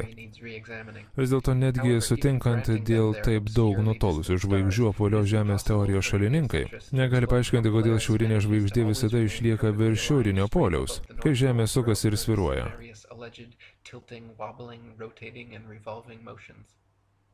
99. Žiūrint iš apvalios Žemės šiaurinė žvaigždė esanti tiesiai virš šiaurinio poliaus neturėtų būti matoma iš pietinio pusrutulio. Stebėtojas, norėdamas pamatyti apvalios Žemės pietinį pusrutulį, turėtų žiūrėti tiesiai per Žemės rutulį, o ištisos mylios Žemės ir jūros turėtų būti permatomos. Vis dėlto šiaurinė žvaigždė matoma netgi iki 20 laipsnių pietinės platumos – 100. Jeigu Žemė būtų kamuolys, pietinis kryžius ir pietiniai žvaigždynai būtų matomi vienu metu kiekvienoje ilgumoje ir toje pačioje platumoje kaip ir šiaurėje, su šiaurinė žvaigždė ir ją supančiai žvaigždynais. Didieji ir mažieji grįžulo ratai gali būti vienu metu matomi nuo kiekvieno šiaurinio dienovidinio, o pietuose tokie žvaigždynai kaip pietinis kryžius negali. Tai rodo, kad pietinis pusrutulis nėra atsuktas žemyn kaip apvalios Žemės modelyje, bet jis paprasčiausiai yra toliau nuo šiaurinio centrinio taško kaip plokščios Žemės modelyje. 101. Teigiama, kad Sigma Octantis yra pietų centrinio poliaus žvaigždė kaip ir šiaurinė žvaigždė. Ir apie ją priešinga kryptimi sukasi visos pietinio pusrutulio žvaigždės. Kitaip nei šiaurinė žvaigždė, Sigma Octantis negali būti matoma iš bet kurio toje pačioje platumoje esančio taško. Teigiama, kad ji nėra centre, bet nukrypus nuo centro per vieną laipsnį. Ji nestovi vietoje ir iš vis nėra matoma naudojant įprastos teleskopus. Yra rimtų diskusijų dėl to, ar Sigma Octantis iš vis egzistuoja.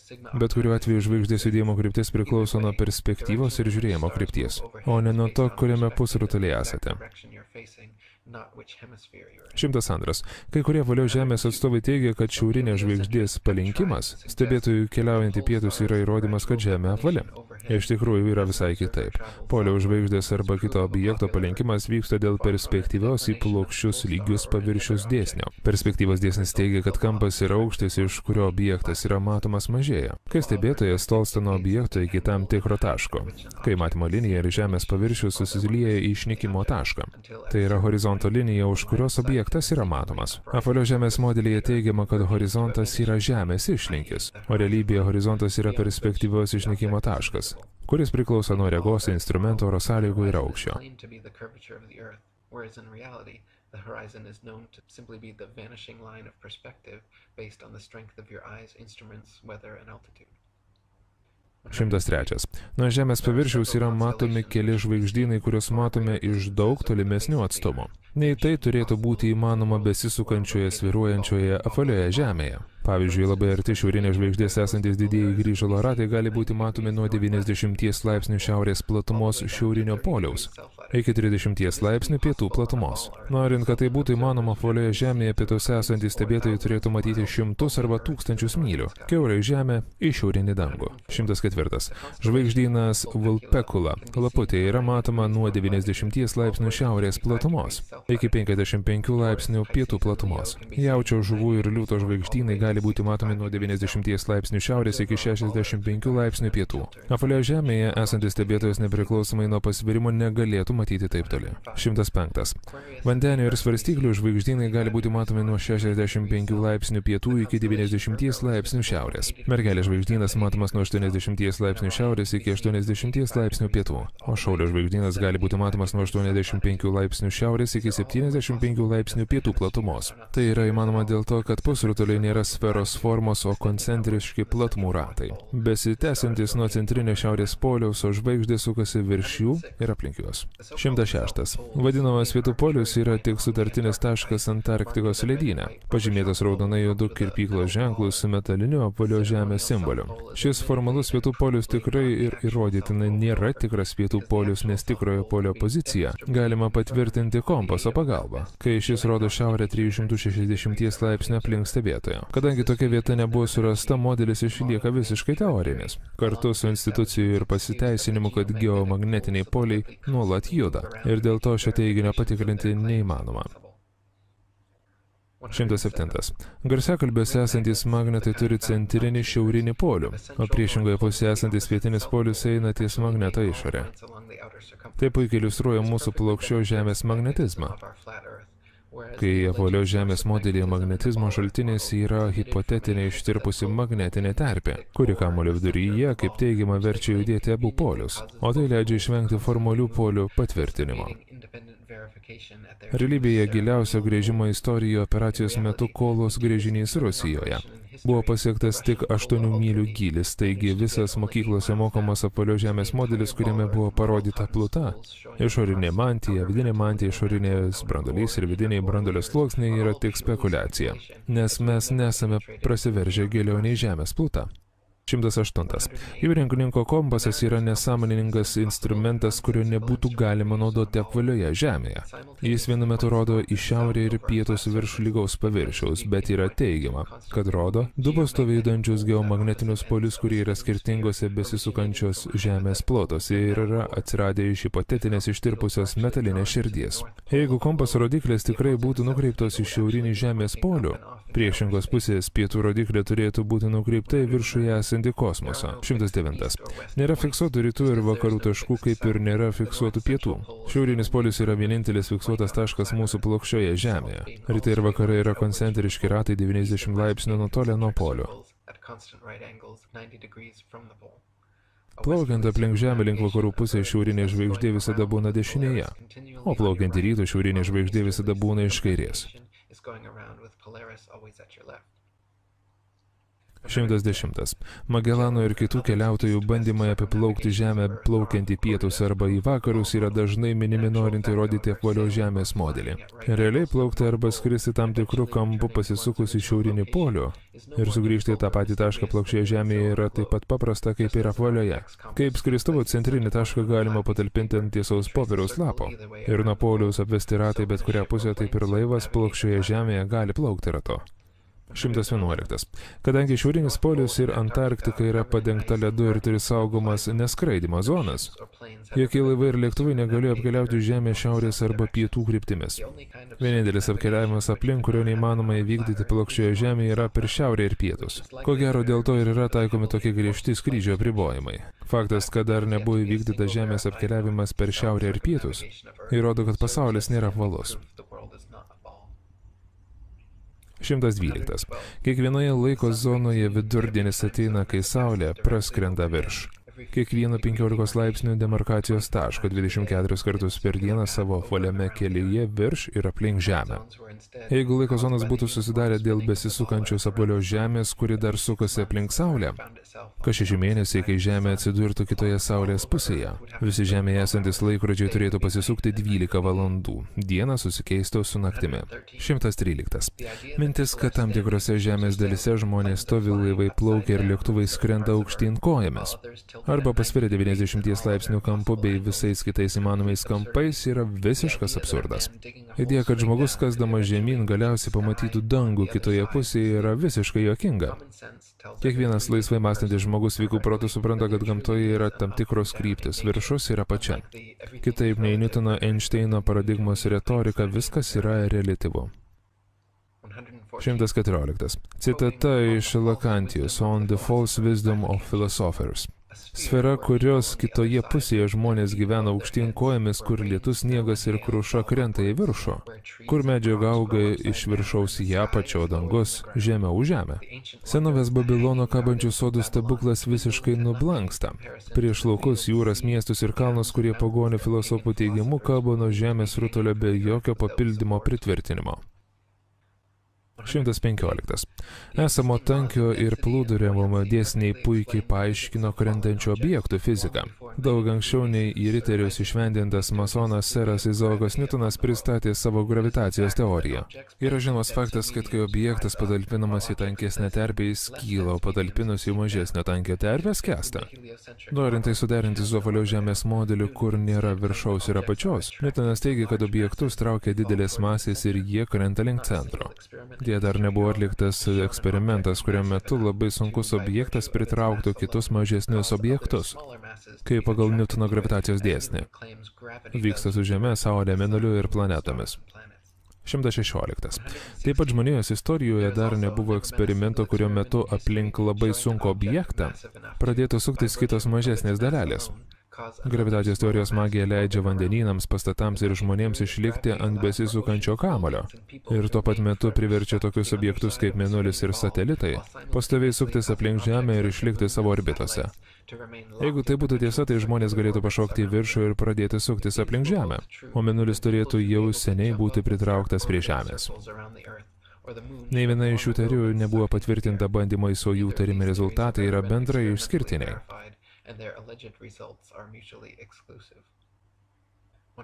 117. Niutonas taip pat pateikė teoriją ir dabar tai yra mokoma visame pasaulyje, kad Žemės vandenyno potvynis sukelia mėnulio trauką. Jeigu mėnulio diametras yra 2160 mylių, Žemės diametras 8000 mylių, naudojant jų pačių dėsnį, galime nustatyti, kad Žemė yra 87 kartus masyvesnė, o didesnis objektas turėtų pritraukti mažesnius objektus, o ne atvirkščiai. Jeigu mėnulio orbitoje išlaiko Žemės gravitaciją, tai mėnulio mažesnė gravitacija negalėtų užgožti Žemės gravitacijos, ypač Žemės jūros lygyje, kur Žemės gravitacija turėtų būti daug stipresnė nei mėnulio. O jeigu mėnulio gravitacija užgožtų Žemės gravitacijos jėgą ir pritrauktų vandenynų vandenį, tada niekas jų neturėtų sustabdyti ir vanduo toliau turėtų kilti link šio galingo traukos taško. 118. Dar prie to mėnulio greitis ir kelias yra vienodi ir turėtų vienodai veikti Žemės potvinius. Nors Žemėje potviniai labai skiriasi ir netitinka mėnulio judesių. Žemės ežerų, prūdų, pelkių ir kitų žemyninių vandens telkinių mėnulio gravitacinė jėga neveikia. Jeigu gravitacija iš tikrųjų trauktų Žemės vandenynus, potviniai taip pat vyktų visose ežeruose, prūdeliuose ir kitose stovinčio vandens telkiniuose. 119. Teigiama, kad kitos planetos yra sferos formos ir todėl Žemė taip pat turi būti sferos formos. Pirmiausia, Žemė yra plokštumanė planeta, taigi danguje esančių planetų forma nedaro įtakos mūsų Žemėje. Antra, šios planetos tūkstančius metų visame pasaulyje buvo žinomos kaip keliaujančios žvaigždės, nes dėl savo judesių jos skiriasi nuo kitų stovinčių žvaigždžių. Žiūrint plika akim arba per teleskopą, stovinčios ir keliaujančios žvaigždės atrodo kaip šviečiantis diskai, o ne sferos formos gruntinis paviršius. NASA pateiktos sferinių planetų nuotraukos ir video medžiaga. Akivaizdžiai yra netikri kompiuterio sugeneruoti vaizdai, o ne fotografijos. 120. Žodis planeta yra kildinamas iš senosios anglų kalbos žodžio planetė, arba seno prancūziško žodžio planetė, lotynų planeta, iš graikiško planetės, planetai keliaujančios žvaigždės. Arba keliauti, nežinomos kilmės, sklisti arba savoka spread out. Iš lotynų planum plokščias paviršius, plokštuma, lyguma, jie tik pridėjo te prie mūsų Žemės plokštumos ir visi to patikėjo. 121. Stebint Saulę ir Mėnulį matote du vienodo dydžio, vienodai nutolusius apskritimus panašių greičių ir panašiais keliais keliaujančius aplink plokštumą stovinčią Žemę. NASA ekspertai teigia, kad jūsų sveikas protas, kasdienis matymas ir mąstymas yra visiškai neteisingi. Visų pirma, jie teigia, kad Žemė nėra plokščia, o yra didelis kamuolys, nestovintis vietoje, besisukantis 19 mylių per sekundę greičiu. Jie teigia, kad Saulė nesisuka aplink Žemę, nors taip atrodo žiūrint į Žemės, bet Žemė sukasi aplink Saulę. Mėnulis vis dėlto sukasi aplink Žemę, bet ne iš rytų į vakarus, kaip atrodo žiūrint į Žemės, bet iš vakarų į rytus. O Saulė yra 400 kartų didesnė nei Mėnulis ir yra 400 kartų toliau. Galite aiškiai matyti, kad jie yra vienodo dydžio ir nutolę vienodo atstumu, taip pat galite matyti, kad Žemė yra plokščia ir jausti, kad jie nejuda. Bet pagal moderniosios astronomijos evangeliją jūs klystate ir esate neišmanėlis, kuris nusipelno nesibaigiančios pašaipos, nes pasitikėjo savo akimis, savo patirtimi ir savo proto suvokimo. 122. Cituojant Alan Davis, įsivaizduokite, jeigu vyriausybė ir NASA būtų pasakiusi, kad Žemė nejuda. Ir įsivaizduokite mus bandančius įrodyti žmonėms, kad ne, Žemė nestovi, ji juda į priekį 32 kartus greičiau. Nei šautuvo kulka ir sukasi 1000 mylių per valandą greičiu. Iš mūsų juoktųsi, daugelis žmonių mums sakytų, jūs išprotėję, Žemė nejuda.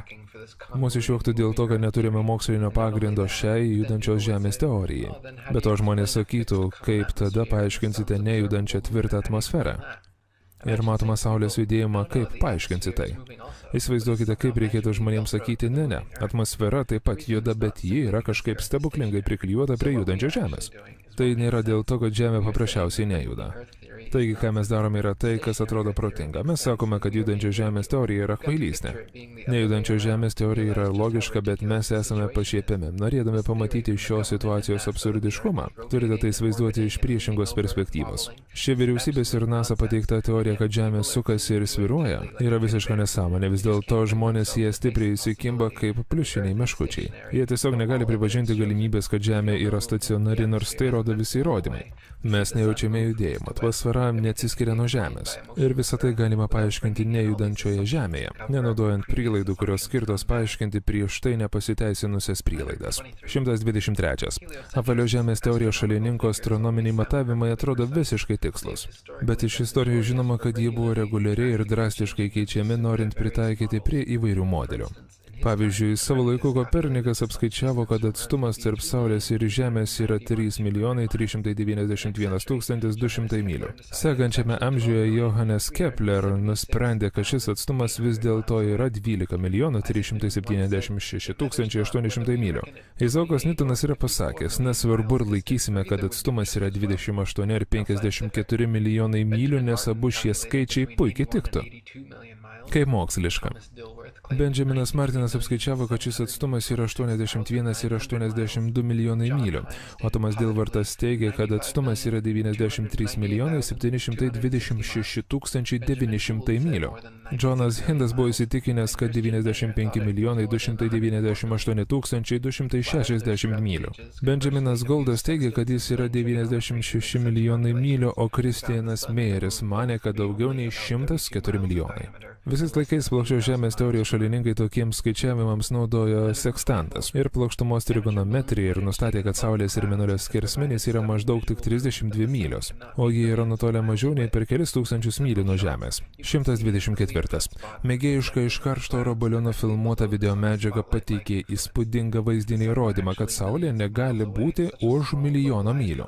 Keliuose kadruose aiškiai matosi debesyse atsispindintis karštas taškas tiesiai po Saulės, prožektorių priminančią poveikio sritimi. Jeigu Saulė tikrai būtų nutolusi milijonus mylių, toks mažas lokalizuotas kaitros taškas negalėtų egzistuoti. 125. Kitas įrodymas, kad Saulė nėra už milijono mylių, yra randamas sekant Saulės spindulius iki jų šaltinio virš debesų. Yra tūkstančiai nuotraukų, kuriuose matosi, kaip Saulės spinduliai prasiskverbia per debesų sluoksnį ir eina įvairiais kampais. Konvergencijos sritis, žinoma, yra Saulė ir ji tikrai ne už milijonų mylių, o gana arti Žemės, šiek tiek pakilusi virš debesų. 126. Nuo Saulės kasmetinės kelionės nuo atogrąžos iki atogrąžos, nuo saulėgrįžos iki saulėgrįžos priklauso dienų, naktų ir metų laikų ilgiai ir pobūdžiai. Dėl to pusiaujo regionuose beveik visus metus būna vasara ir kaitra aukštesnės platumose. Šiaurėje ir ypač pietuose patiriami didesni metų laikų kontrastai ir ypatingai atšiaurios žiemos. Apvalios Žemės modelyje teigiama, kad metų laikų pasikeitimus nulėmė apvalios Žemės ašies pavirtimas ir elipsės formos orbita aplink Saulę. Bet pagal jų klaidingą modelį Žemė labiausiai priartėja prie Saulės sausio mėnesį, kai būna žiema, o labiausiai nutolsta Liepa, kai didžiojoje Žemės dalyje yra vasara. 127. Faktas, kad Saulės ir Mėnulio atspindys vandenyje visada suformuoja tiesią liniją nuo horizonto iki stebėtojo, įrodo, kad Žemė nėra kamuolys. Jeigu Žemės paviršius būtų nelygus, atsispindėjusiai šviesai būtų neįmanoma taip išlinkti nuo horizonto iki stebėtojo. 128. Visame pasaulyje yra daug Saulės bei Mėnulio laikrodžių, kurie rodo laiką taip pat tiksliai kaip ir tą dieną, kai jie buvo pagaminti. Jeigu Žemė, Saulė ir Mėnulis tikrai skrietų ir svyruotų skirtingomis kryptimis, kaip teigia modernioji astronomija, šie monumentai negalėtų taip ilgai ir taip tiksliai rodyti laiko. 129. Viljamas Karbeneris sako, sveikų protų nesuvokiama, kodėl stebėtojas teleskopą turi pastatyti ant kieto akmeninio pagrindo, kad išvengtų net menkiausių judesių. Jeigu Žemė, ant kurios jis stovi, juda 19 mylių per sekundę greičiu. Tikrai, patikėti, kad 6000 milijonų tonų amžinai rieda sukasi skrenda per kosmosą. Tokiu greičiu, pagal kurį patranko šuvis, atrodo labai lėtas. Su tokiu tikslumu, kad net ant granito pagrindo pritvirtintas teleskopas observatorijoje neleis astronomai pamatyti judesio svyravimo, kurie gali būti lygus plauko pločio 1000 daliai ir aiškiai įsivaizduoti stebuklą, prieš kurį nublanktų visi kiti užfiksuoti stebuklai.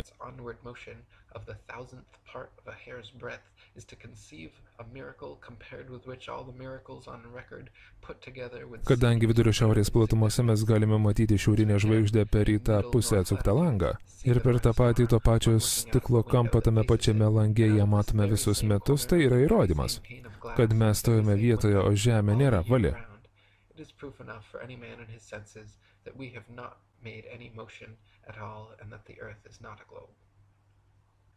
130. Iš Samuelio Robotamo Earth Nose Globe. Paimkite 2 atidžiai pagamintus neilgesnius nei 1,8 metro vamzdžius ir padėkite juos ant medinio rėmo arba vientiso medinio arba akmeninio bloko ir palikite tarp jų 1 metro tarpą. Jų poziciją sureguliuokite taip, kad jų centrai arba ašys stovėtų visiškai lygiagrečios viena kitai. Dabar nukreipkite juos į plokštamą arba į kitą išskirtinę nejudančią žvaigždę keliomis sekundėm prieš jos dienovidinio laiką. Prie kiekvieno vamzdžio pastatykite po stebėtoją ir kai žvaigždė pasirodys pirmame vamzdyje, duokite garsinį signalą, kuris vėliau turi būti pakartotas, kai žvaigždė pasirodys antrame vamzdyje. Tarp garsinių signalų praeis tam tikras laiko tarpas. Signalas bus išsiųstas gana greitai vienas po kito, bet to užteks parodyti, kad ta pati žvaigždė negali būti matoma dviejose skirtingose 1 metro atskirose matymo linijose vienu metu. Norint žvaigždę pamatyti abiejose vamzdžiuose vienu metu, pirmąjį vamzdį reikėtų šiek tiek paversti link antrojo vamzdžio.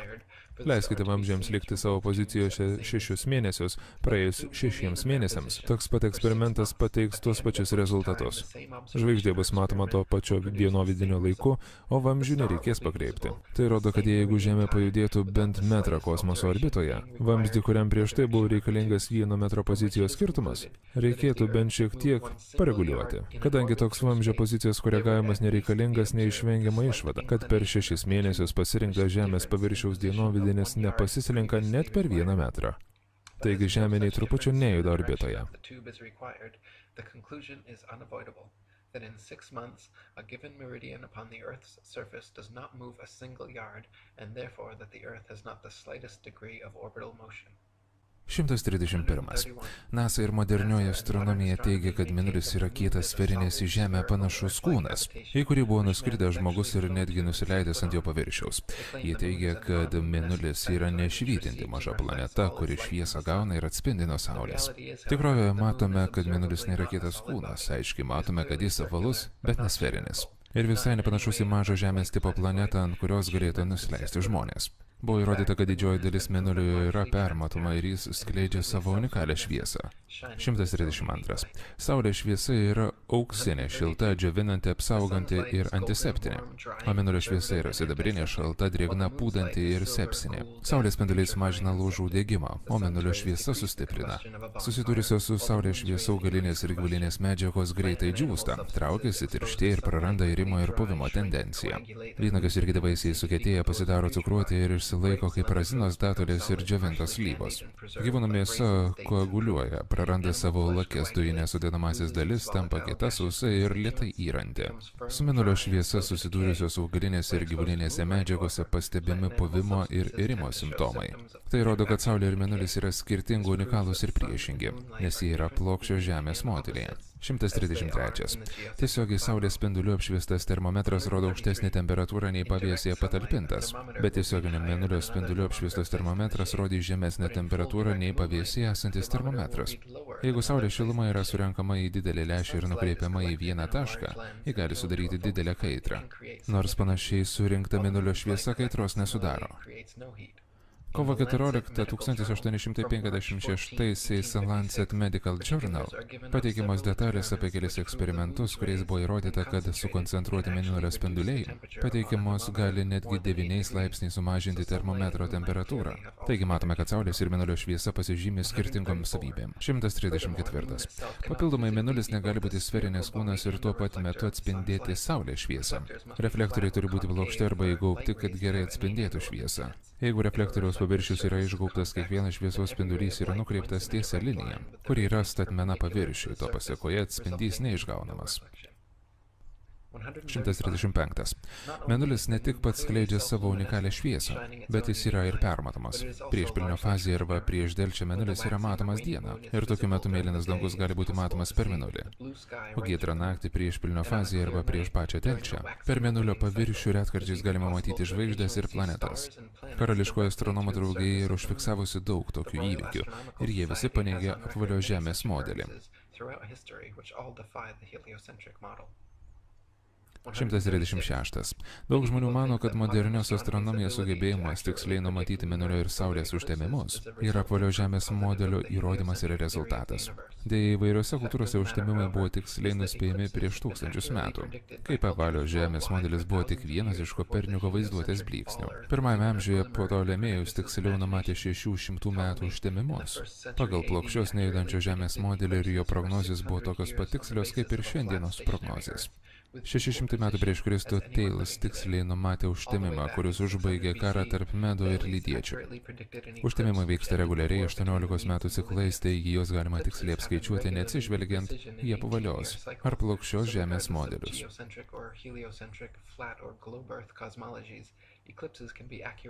137.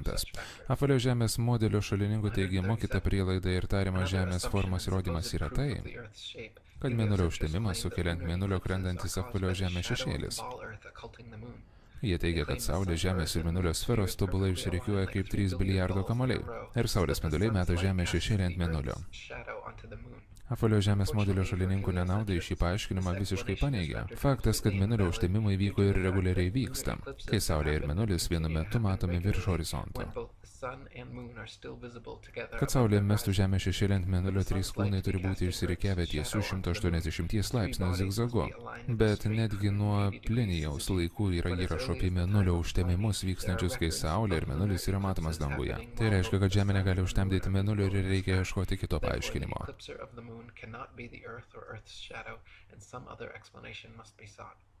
138. Kitas apvalio Žemės šalininko mėgstamas įrodymas yra krante stovinčio stebėtojų matomas vaizdas, kaip pamažu pradingsta link horizonto plaukiančio laivo korpusas. Jie teigia, kad laivo korpusas pradingsta anksčiau nei stiebai, nes laivas pradeda leistis apvalio Žemės išlinkiu.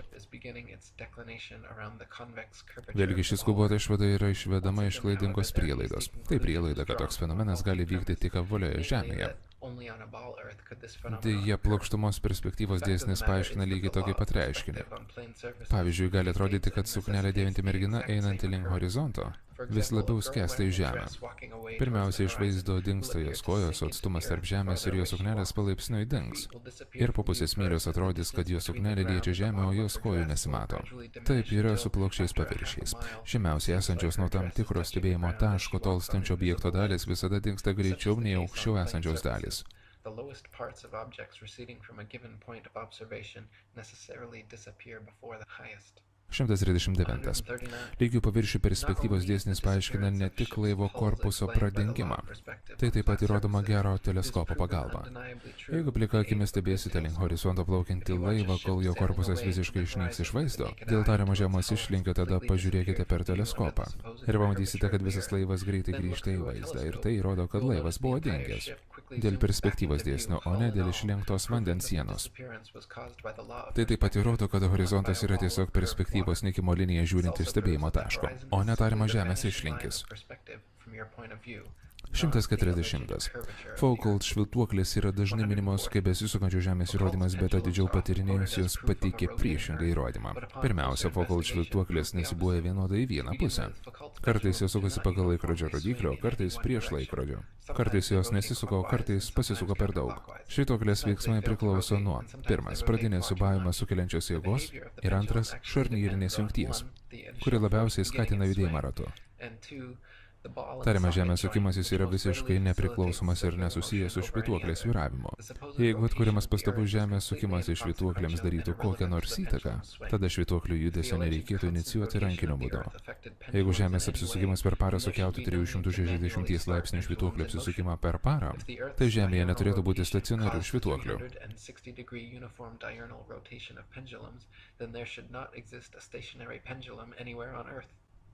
141.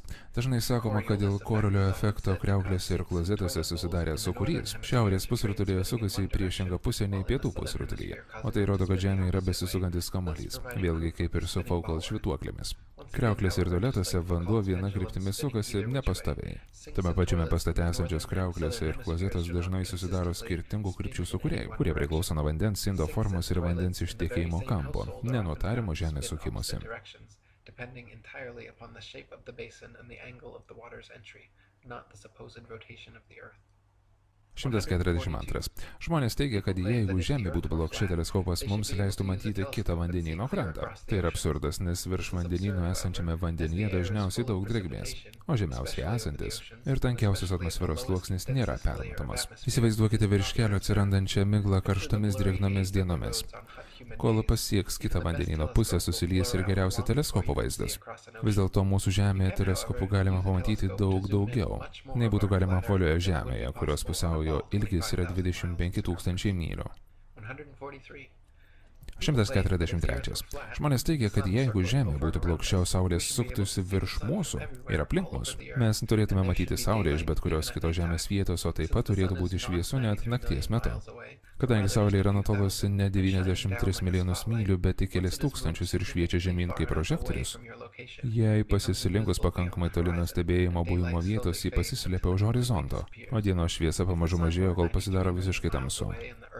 Jeigu Saulė būtų už 93 milijonų mylių, o Žemė būtų besisukantis kamuolys, perėjimas iš dienos į naktį būtų staigus kaip kertant terminacijos liniją. 144.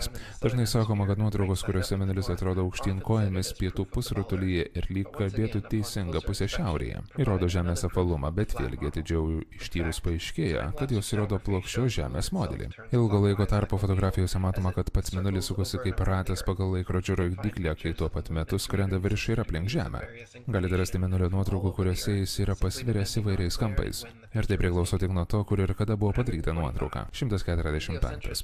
Apvalio Žemės modelio šalininkai tiki, kad Žemė yra kamuolys, nors jos išvaizda aiškiai primena plokščiai šviečiantį diską. Mes visada matome tą patį, neskaitant įvairių polinkių mėnulio veidą. Nors teigiama, kad dar yra kita tamsioje mėnulio pusė, kuri nėra matoma. NASA teigia, kad mėnulis sukasi priešingą kryptimi nei Žemė ir jų judėjimas yra taip pat tobulai sinchronizuotas, kad šie judesiai vienas kitą panaikina, todėl mes niekada negalėsime pamatyti tariamos tamsiosios mėnulio pusės išskyrus tik absurdiškose kompiuterinės grafikos paveikslėliuose. Deja, tiesa yra tokia, kad jeigu mėnulis būtų apvalus, Antarktikoje esantys stebėtojai matytų visai kitoje pusėje nei ties pusiaujoje esantys stebėtojai. Deja, visi mato tą patį skirtingų kampų pavirtusi lygų paviršių. 146. Apvalio Žemės modelyje teigiama, kad mėnulis apsisuka aplink Žemę per 28 dienas. Nors aiškiai matoma, kad mėnulis aplink Žemę apsisuka kiekvieną dieną. Mėnulio orbita yra šiek tiek lėtesnė nei Saulės, bet eina tą pačią trajektoriją kaip Saulės orbita, nuo atogrąžos iki atogrąžos. Nuo saulėgrįžos iki saulėgrįžos ir per 25 valandas apsuka ratą virš Žemės. 147.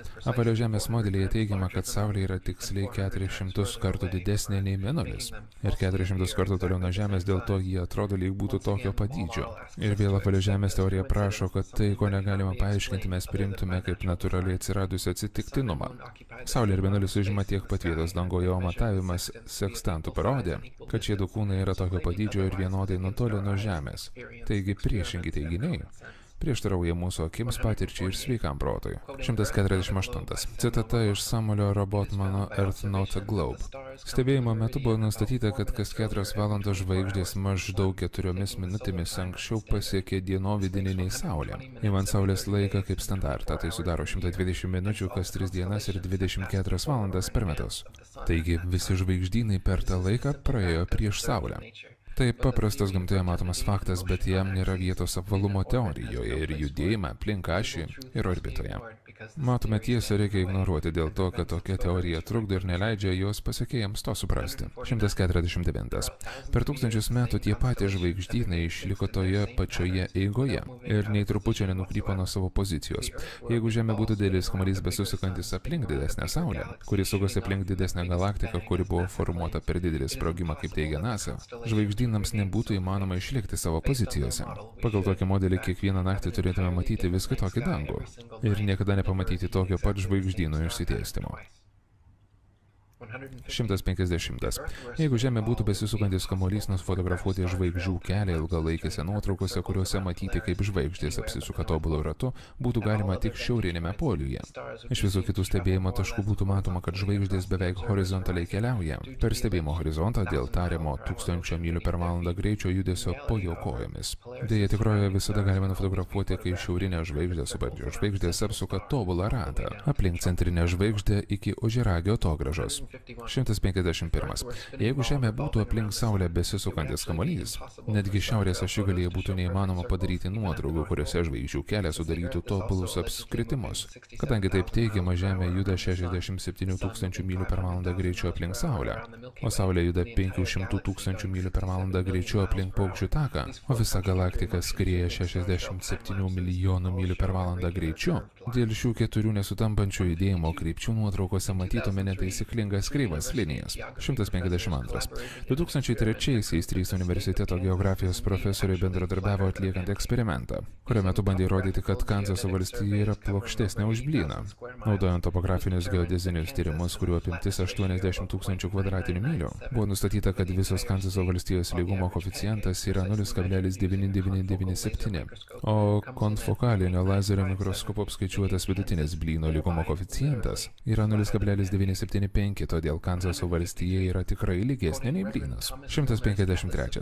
Cituojant Thomas Milner, Atlas of Physical Geography, mes matome, kad yra didžiulių visiškai lygių paviršiaus ryčių per 1500 mylių nuo Karpato iki Uralo. Beveik nėra pakilimo. Baltijos pietuose šalis yra tokia plokščia, kad šiaurinis vėjas gena vandenį iš Stani ir Haf į Oderio žiotis. Dėl to upė 30 arba 40 mylių teka atgal. Venezuelos lygumas ir Naujoji Granada Pietų Afrikoje, Orinoko kairėje, yra vadinamos Ilanos arba lygieji laukai. Dažnai 270 kvadratinių mylių srityse paviršiaus lygis nesviruoja net per vieną pėdą. Amazonė nusileidžia tik per 12 pėdų paskutinėje 700 mylių ilgio dalyje. La Plata nusileidžia tik 90 cm per mylę. 154. Felix Baumgartner, Red Bull kapsulės išorinės kameros rodomas Žemės išlinkis, nekinta nuo Žemės paviršiaus lygio iki šuolio aukščio, tai rodo, kad tai tiesiog apgaulinga žuvies akies plataus kampo lęšis. Esant 128 000 pėdų aukštyje, vidinė paprasta kamera rodo paprastą visiškai tiesų horizontą, kuris atitinka lygią plokštumą. 155. Yra žmonių teigiančių, kad skrisdami lėktuvu jie matė Žemės išlinkį. Deja, visų komercinių lėktuvų stiklai yra išlenkti, kad atitiktų fiuzeliažo formą. Tai sukuria nedidelį efektą susimaišiusi su šališkumo sukeltų patvirtinimu ir dėl to žmonės tai laiko Žemės išlinkimo įrodymu. Realybėje faktas, kad būdami 35 000 pėdų aukštyje per abiejų lėktuvų pusių langus matome horizontą, įrodo, kad Žemė yra plokščia. Jeigu Žemė būtų apvali, nesvarbu kokiame aukštyje, horizontas visada liktų toje pačioje vietoje. O stebėtojui reikėtų žiūrėti vis žemiau, kad iš vis pamatytų horizontą. Esant 10 000 metrų aukštyje per lėktuvo langus turėtumėte matyti tik atvirą erdvę, nes Žemė ir horizontas turėtų būti po jumis. Horizontas matomas per abu langus tik todėl, kad Žemė yra plokščia. 156. Žmonės taip pat teigia, kad matė Žemės išlinkį GoPro arba kitoje dideliame aukštyje filmuotoje vaizdo medžiagoje. Nors tai yra tiesa, kad tokioje vaizdo medžiagoje horizontas dažnai atrodo išgaubtas, jis taip pat dažnai atrodo įgaubtas arba plokščias. Tai priklauso nuo kameros pavertimo judėjimo. Tai yra tiesiog plataus kampo lęšio sukuriamas efektas. Atlikus lęšio korekciją ir vaizdo medžiagoje, kuri buvo filmuota neplataus kampo technologijos, horizontas visada yra visiškai lygus. 157. Jeigu gravitacija magiškai trauktų atmosferą kartu su besisukančia apvalia Žeme, tai reikštų, kad ties pusiaujo esanti atmosfera turėtų suktis maždaug 1000 mylių per valandą greičiau, o vidutinėse platumose atmosfera suktųsi 500 mylių per valandą. O einant link ašigalių suktųsi vis lėčiau, pačiose ašigaliuose atmosfera stovėtų vietoje. Tai tikrovėje ši tariama jėga nedaro įtakos atmosferai ne viename Žemės taške. Taip pat tai nebuvo išmatuota ir buvo įrodyta kaip neegzistuojanti. Dėl lėktuvo galimybės skristi bet kuria kryptimi ir nesusidurti su tokiais atmosferos pasikeitimais. 158. Jeigu gravitacija atmosferą magiškai trauktų kartu su besisukančia apvalia Žeme, tai reikštų, kad didesnėme aukštyje atmosfera turėtų greičiau suktis aplink sukimosi centrą. Deja, jeigu tai būtų tiesa, lietus ir ferverkai judėtų visiškai kitaip, nes jie kristų per palaipsniui lėčiau ir lėčiau besisukančią atmosferą. Kylant karšto oro balinu, jis būtų pastoviai stumiamas į rytus, nes jis kiltų per palaipsniui greitėjančius atmosferos sluoksnius. 159. Jeigu didėjant aukščiui pasiektume vis greičiau besisukančią atmosferą, tai reikštų, kad tam tikrame aukštyje ji turėtų staiga baigtis. Kai pasiektume ribą, kur greičiausiai gravitacijos veikiamas atmosferos sluoksnis siejasi susijusi su gravitacijos neveikimu nesisukančia begalinė erdvė. NASA niekada neminėjo, kokiame aukštyje tariamai vyksta šis neįmanomas susidūrimas. Bet tai paprasta filosofiškai paneigti pagal paprastą faktą, kad vakuumai negali būti sujungti su nevakuumais ir išlaikyti vakuumo savybės. Neskaitant to, kad toks perėjimas erdvėlaiviui būtų katastrofiškas. 160. Raketos arba bet kokio tipo reaktyviniai varikliai negali veikti. Tariamoje neatmosferinėje vakuuminėje erdvėje, kadangi ten nėra oro arba atmosferos, nuo kurios galima būtų atsistomti. Ir dėl to transporto priemonė negali būti varoma į priekį. Vietoje to raketos ir erdvėlaiviai tiesiog nekontroliuojamai suktųsi aplink savo ašį. Į visas pusės, kaip giroskopas, būtų neįmanoma skristi į Mėnulį arba bet kokią kitą tikslę kryptimi. Ypač jeigu gravitacija tikrai egzistuotų ir nuolatos trauktų link arčiausiai esančio didžiausio kūno. 161. Jeigu Žemė tikrai būtų apvali, skrydžiams į atvirą erdvę nereikėtų naudoti raketų, nes skrendant lėktuvu tiesiai bet kokiame aukštyje, per tam tikrą laiką vis tiek pasiektume atvirą erdvę. Nenorėdami nutolti nuo apvalios Žemės, pilotai turėtų pastoviai nukreipinėti lėktuvą žemyn, nes kitaip per kelias valandas vidutinis 500 mylių per valandą greičiu skrendantis keleivinis lėktuvas atsidurtų atviroje erdvėje. Faktas tas, kad taip niekada nevyksta. Skrendant piloto pasirinktame aukštyje, dirbtinis horizontas išlieka toje pat vietoje. Ir lėktuvo nereikia pastoviai nukreipti žemyn ir rodo, kad Žemė nėra apvali. 162. Visi NASA ir kitų kosmoso agentūrų raketų paleidimai nebūna nukreipti tiesiai į viršų. Kiekvienas trajektorija sudaro parabolinę kreivę ir neišvengiamai pradeda kristi atgal į Žemę. Vadinami sėkmingi pakilimai yra tada, kai raketa nesprogsta ir nepradeda kristi per anksti, bet išskrenda ir stebėtojų matymo zonos ir tik vėliau nukrenta uždraustose zonose, kur vėliau yra surandama ir išgabenama. Nėra tokios stebuklingos aukščio ribos, kurią pasiekia raketos, tiesiog pradeda laisvai levituoti erdvėje. Tai yra tiesiog mokslinės fantastikos iliuzija, sukurta naudojant rosus žaliąjį foną chromkį, tamsiuosius baseinus, padirbtus plaukus ir nulinės gravitacijos lėktuvus. 163. NASA ir kitų kosmoso agentūrų oficialioje atvirą erdvę rodančioje vaizdo medžiagoje nekartą buvo pastebėti besiformuojantis ir plaukiantis oro burbulai. Taip pat buvo pastebėta, kaip astronautai naudoja povandeninio nardymo įrangą ir iriasi kojomis. Astronautas Luca Parmitano vos nenuskendo, kai tariamo kosminio pasivaikščiojimo metu jo šalmą pradėjo bėgti vanduo. Yra pripažinta, kad kosminiams pasivaikščiojimams astronautai treniruojasi povandeniniuose įrenginiuose, kaip NASA neutralaus plūduriavimo laboratorija, bet jų kosmoso burbulai ir kitos klaidos rodo, kad visa oficiali kosminių pasivaikščiojimų vaizdinė medžiaga yra netikra ir nufilmuota po vandeniu. 164. Didelė dalis tarptautinės kosmoso stoties vidų rodančių vaizdo medžiagos. Analizė parodė, kad nulinės gravitacijos efektai parodyti yra naudojami tokie triukai kaip žaliasis fonas, žmogų laikantis nanotrosai ir netgi šiek tiek padirbti plaukai. Astronauto kabančių nulinėje gravitacijoje savo kosminėje stotyje vaizdai nieko nesiskiria nuo Vomit Comet nulinės gravitacijos lėktuvo vaizdo medžiagos. Skrydžio metu atliekant parabolinius manevrus nulinės gravitacijos nesvarumo būsenoje. Buvo pastebėta, kad ilgesniems vaizdo įrašams NASA naudoja trosus ir žaliojo fono technologiją. 165. NASA teigia, kad galime stebėti, kaip praskrenta tarptautinė kosmoso stotis ir taip įrodyti jos egzistavimą. Bet stebint ISS per vaizdą priartinančias kameras yra matoma, kad tai yra kažkokio tipo holograma ar dronas, o ne fizinė skrendanti kosmoso stotis. Kaip galite matyti, ISS Hoax dokumentinėje medžiagoje priartinti ir nutolinant vaizdą labai stipriai pasikeičia forma ir spalva, bei prieš sufokusavimą matomas prizminis vaivorykštės efektas, kaip įjungiant ir išjungiant seną televizorių. 166. Geostacionarinį komunikacijos satelitą pirmiausiai sukūrė laisvasis masonas mokslinės fantastikos rašytojas Arturas C. Clarkas, o po dešimtmečio tai tapo tikru faktu. Prieš tai jau buvo sukurtas ir puikiai veikia radijas, televizija ir tokios navigacijos sistemos kaip Loran ir Decca. Jos naudojo tik Žemės paviršiaus technologijas. Šiais laikais didžiuliai šviesolaidžiai jungia skirtingose vandenyno pusėse esančius interneto tinklus. Didžiuliai bokštai atlieka GPS signalų trianguliaciją, o ionosferos laidumas leidžia siųsti radio bangas. Visą tai galima atlikti be mokslinės fantastikos bestsellerio žinomo kaip satelitai. 167. Teigiama, kad satelitai skrajoja termosferoje, kur, kaip teigiama, temperatūra siekia 4530 Fahrenheito laipsnių. Tokių satelitų gamybai naudojimo metalų kaip aliuminis, auksas ir titanas lydimos ribos yra 660, 1064 ir 1067 laipsniai pagal Fahrenheitą. Tai yra daug mažiau, nei jie galėtų atlaikyti. 168.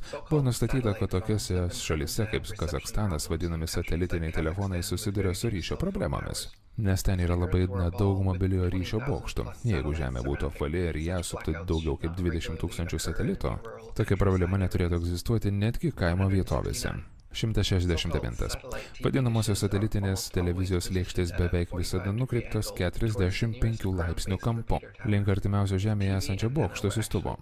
Jeigu TV antenas tikrai priimtų signalus iš už daugiau kaip 100 mylių esančių satelitų, dauguma TV lėkščių turėtų būti nukreiptos beveik tiesiai į dangų. Faktas, kad satelitinės lėkštės nėra nukreipiamos į dangų ir beveik visada pakreipiamas 45 laipsnių kampu, įrodo, kad jos priima ant Žemės stovinčio bokštų signalus, o ne atviros erdvės satelitų signalus. 170. Žmonės teigia, plika akimi matė satelitus, bet žinant, kad jie yra mažesni už autobusą ir nutolę per daugiau kaip 100 mylių, toks teiginys yra absurdiškas. Taip toli esančio tokio dydžio objekto matyti neįmanoma. Netgi stebint su teleskopo pagalba niekam nepavyksta žiūrėti satelito formos, dažniausiai jie apibūdinami kaip praskrendančios šviesos. O tai gali būti lėktuvai, dronai ir krendančios žvaigždės arba kiti nežinomi skraidantis objektai. 171. NASA teigia, kad Žemės aukštesniojoje atmosferoje skraido daugiau nei 20 000 satelitų. Kai kurie mums siunčia radio, televizijos, GPS informaciją bei fotografuoja planetą. Visos šios tariamo satelito nuotraukos yra sudėtinės nuotraukos, kurios vėliau redaguojamas Photoshop programoje. Jie teigia, kad iš satelitų gauna juostinės nuotraukas, kurias vėliau sujungus gaunama sudėtinės Žemės nuotraukos. Aiškiai matoma, kad šios nuotraukos yra kompiuterinė grafika, o ne tikros nuotraukos. Jei Žemė būtų kamuolys su 20 000 aplink besisukančių satelitų, būtų labai paprasta tiesiog pritvirtinti kamerą ir padaryti tikrų nuotraukų.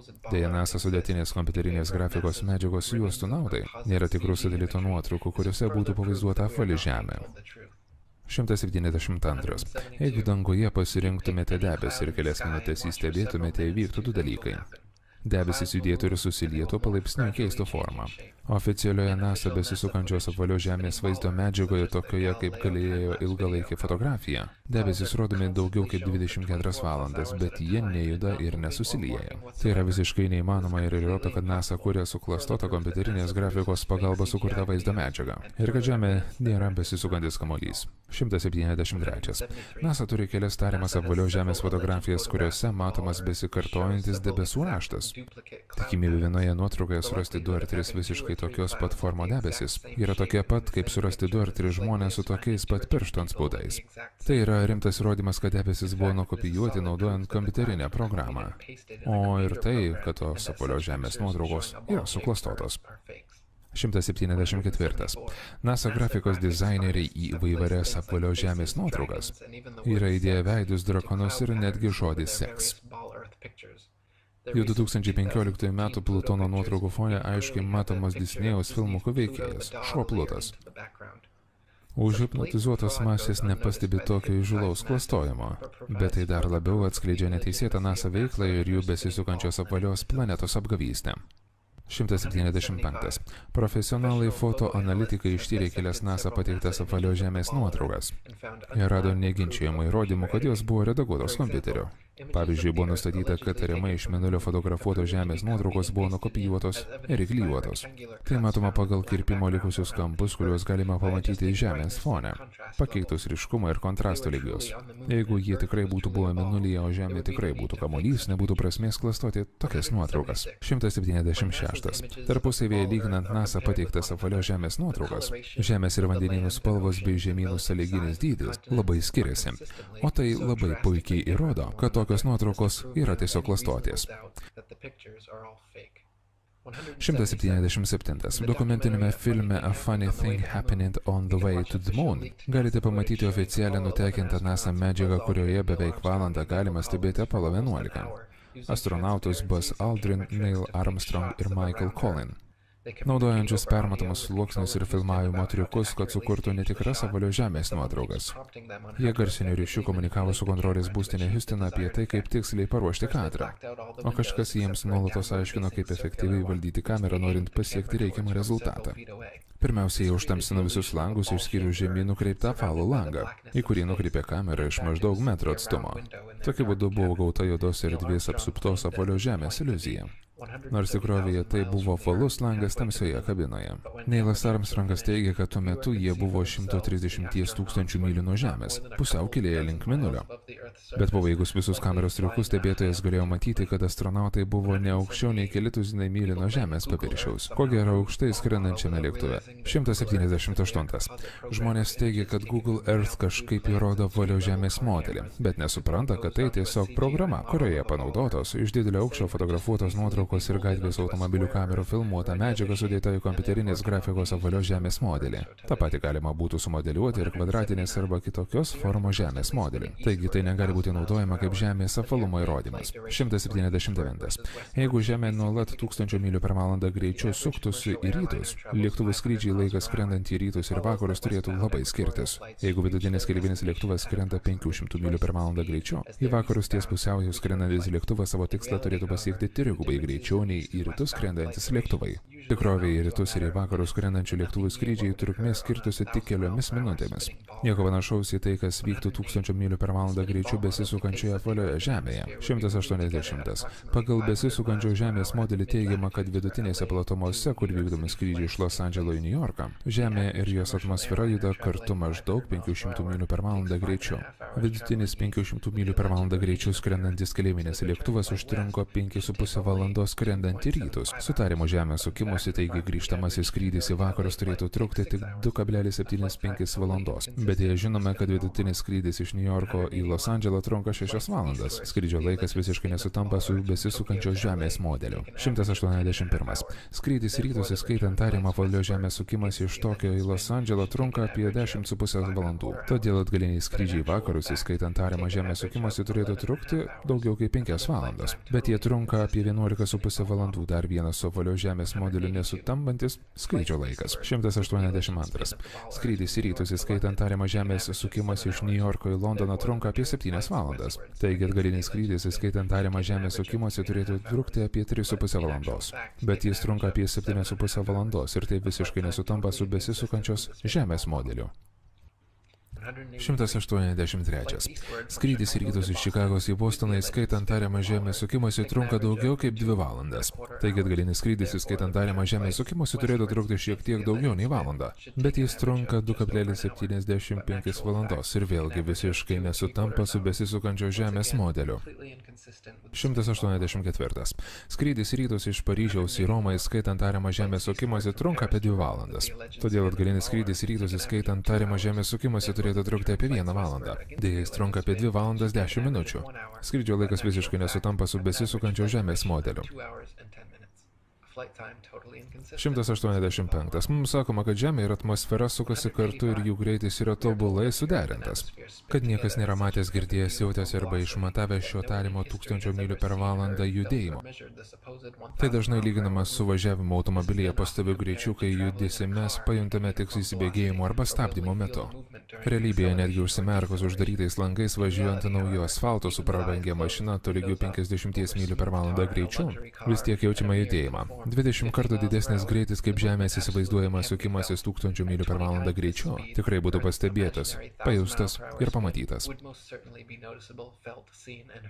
186. Žmonės, kurie jautriai reaguoja į supimą, jaučia negerumą ir fizinį diskomfortą net dėl tokių nežymių judesių kaip važiavimas liftu arba traukiniu. Tai reiškia, kad teigiamas 1000 mylių per valandą Žemės sukimasis neveikia tokių žmonių, o dėl papildomo stabilaus 50 mylių per valandą greičio automobilyje juos supykina.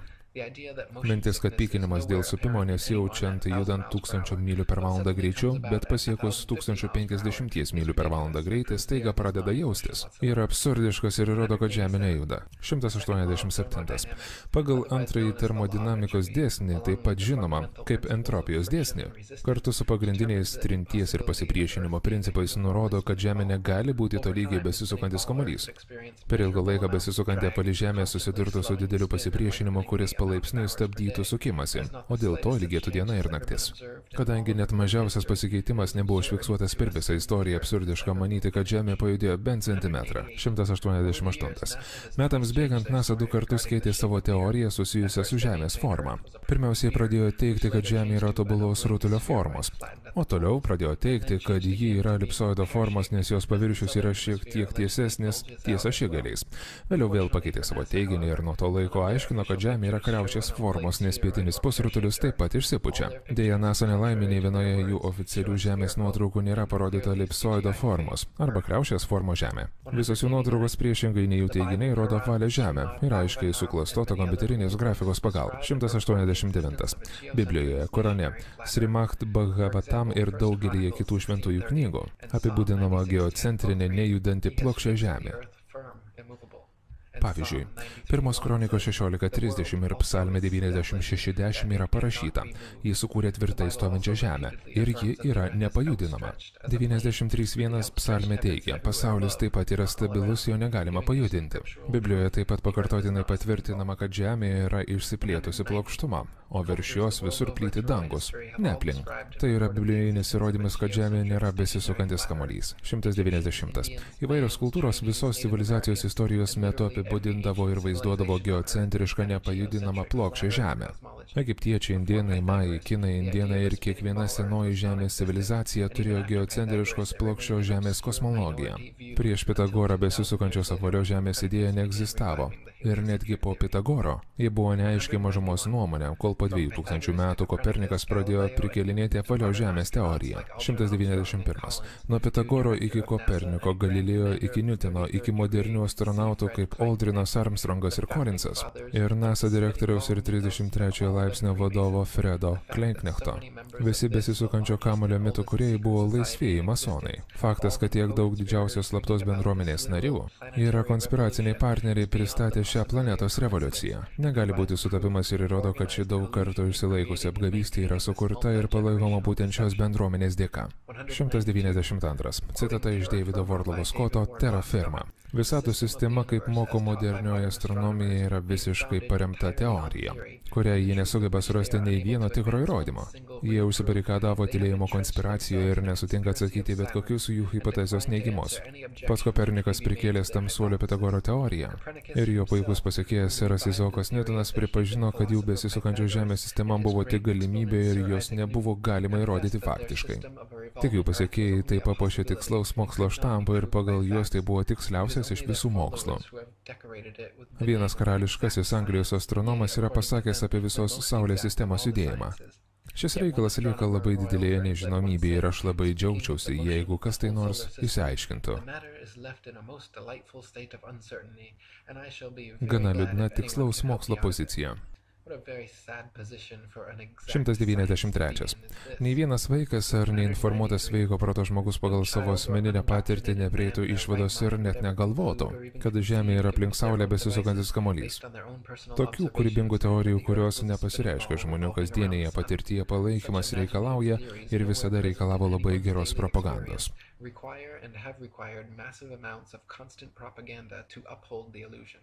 194. Cituojant David Worlow Scott. Atsimenu, kad kai buvau mažas, mane mokė, kad Žemė yra didelis kamuolys, kuris labai greitai sukasi aplink Saulę, ir kai aš pareiškiau mokytojai savo susirūpinimą, kad vandenynų vanduo gali išsilieti, man paaiškino, kad taip nevyksta dėl Niutono gravitacinės jėgos, kuri visą laiką savo vietose. Kaip suprantu, mano veido išraiška galėjo parodyti nepasitikėjimo ženklus, nes mano mokytoja to jau pridėjo. Aš galiu parodyti tiesioginį įrodymą. Žmogus aplink savo galvą gali sukti pilną kibirą vandens ir jis neišsilies. Tokiu pat būdu neišsilieja aplink Saulę nešami vandenynai. Kadangi tokia iliustracija turėjo užbaigti šią diskusiją, aš daugiau nieko apie tai nesakiau. Jeigu tai man būtų buvę pasakyta vėliau, kai jau buvau saugęs, aš būčiau atsakęs panašiai taip. Sere, norėčiau pasakyti, kad jūsų pateikta kibiro aplink galvą besisukančio žmogaus iliustracija ir aplink Saulę besisukantis vandenynai netrupučio nepatvirtina jūsų teiginio, nes abiem atvejais vanduo patenka į visiškai skirtingas situacijas. Norint patvirtinti teiginį, abiejų atvejų sąlygos turėtų būti tokios pat, bet taip nėra. Kibiras yra tuščiaviduris indas, kuris laiko vandenį savo viduje, o pagal jūsų mokymus Žemė yra kamuolys, kurio išorinis išlinkis yra pastovus. Ir pagal gamtos dėsnius jis negali laikyti vandens. 195. Astronomai teigia, kad visus Žemės vandenynus laiko magiškas gravitacijos magnetiškumas.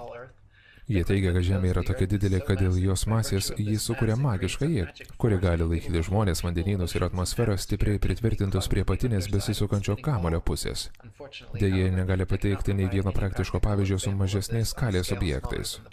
Pavyzdžiui, besisukantis teniso kamuoliukas sudaro visiškai priešingą poveikį, neįtariama apvali Žemė. Ant jo užpiltas vanduo tiesiog nuteka per šonus, su kamuoliuką pasukus vanduo pradeda skraidyti visas pusės, kaip kai šuo nusikrato po maudynių. Astronomai pripažįsta, kad šlapio teniso kamuoliuko pavyzdys sudaro visiškai kitokį poveikį nei tariama apvali Žemė, bet teigia, kad pasiekus tam tikrą nežinomą masės lygį, staiga pradeda veikti magiška lipnumo jėga ir leidžia besisukančiai šlapiai teniso kamuoliuko formo Žemė išlaikyti kiekvieną prie jos paviršiaus prikibusi vandens lašą. Kai tokia neįrodyta teorija nesutampa su visais bandymais patirtimi ir sveikų protų, laikas tokią teoriją atmesti. 196. Cituojant Marshallą Hallą. Trumpai Saulė, Mėnulis ir žvaigždės daro tai, ką visi jas matė, bet darant visos istorijos metu. Mes netikime savo akimis, nes mus išmokė tikėti apgavikišką sistemą, kuri reikalauja tikėti tuo, kas nebuvo įrodyta stebėjimais ir bandymais. Ši apgavikiška sistema nurodo, kad Žemė per 24 valandas apsisuka aplink ašį ir jos sukibosi greitis ties pusiaujo yra 1000 mylių per valandą. Niekas niekada nejautė jokio judesio, taip pat kaip ir tarimo 67 000 mylių per valandą Žemės skrydžio aplink Saulę. Arba tarimo 500 000 mylių per valandą greičio skrydžio aplink galaktiką, arba jos pastovaus tolimo nuo tarimo didžiojo sprogimo 670 milijonų per valandą greičiu. Atsiminkite, nėra atlikto bandymo, kuris parodytų, kad Žemė juda. Taip pat reikia atsižvelgti į tai, kad tariamas sukimosi greitis, kuris mums pateikiamas kaip faktas, tolstant į šiaurę arba į pietus nuo pusiaujo turi mažėti su kiekvienu centimetru arba mylia. Ir labai greitai tampa aišku, kad Antrojo pasaulinio karo metu per liuką iš 25 000 pėdų aukščio, kai lėktuvas skrenda bet kuria kryptimi dideliu greičiu, atliktas tikslus bombardavimas iš oro būtų buvęs neįmanomas, jeigu būtų skaičiuojama ant Žemės, kuri juda kelių šimtų mylių per valandą greičiu ir greitis kinta pagal platumą. 197. Kai kurie žmonės teigia, kad nėra prasmės kurti tokią apgavystę ir nėra skirtumo, ar Žemė apvali ar plokščia.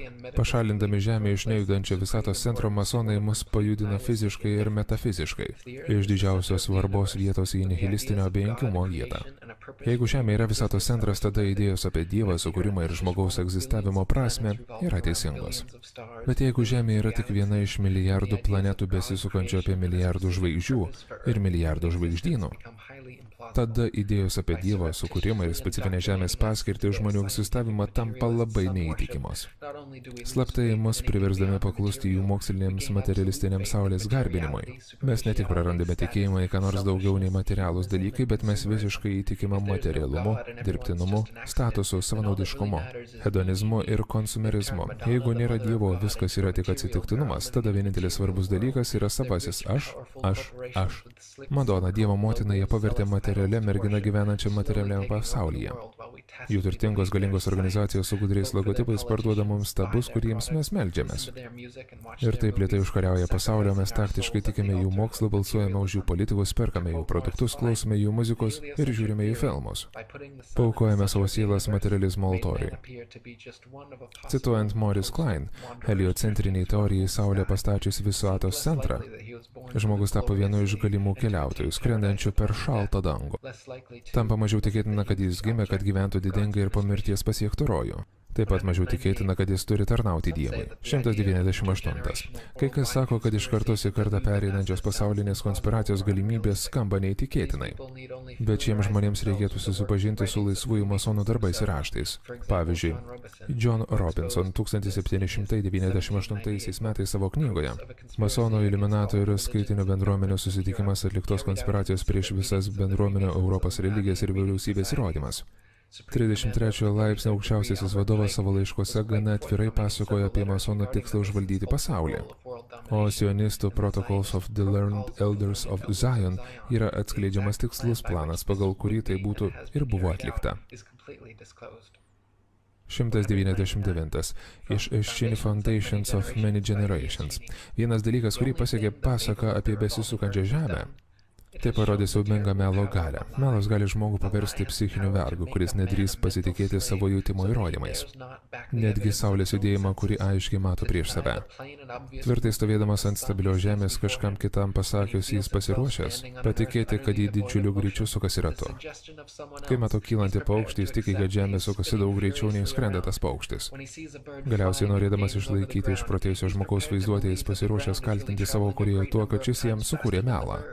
Finally, in order to uphold the imagination of a madman, he is prepared to accuse his maker of forming for him a sensiferous lie. 200. Galiausiai cituojant robotam, mes matome, kad Newtono filosofijoje trūksta vientisumo. Jo pateiktos detalės pažeidė teisėto pagrindimo dėsnius, o visi jo teiginiai yra tiesiog prielaidos. Tiesa yra tokia, kad tai tiesiog eilė prielaido, iš jų išvestos išvados yra laikomas įrodytais dalykais.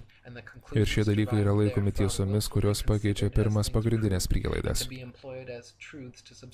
Tokia fantazija ir apgavyšių painiava yra išplėsta ir sustiprinta kaip teorinėje astronomijoje. Nenusistatęs netikintis žmogus išsigąsta šio baisaus ant jo mesto burto. Griežtai stengiasi stabdyti jo tolimesnį progresą, bando nuversti šią visą sistemą. Ir jos griuvėsiuose palaidoti netikrus nuopelnus, kurie buvo skirti šeimams apgavikams. Ir vis dar siejami su jų pasekėjais.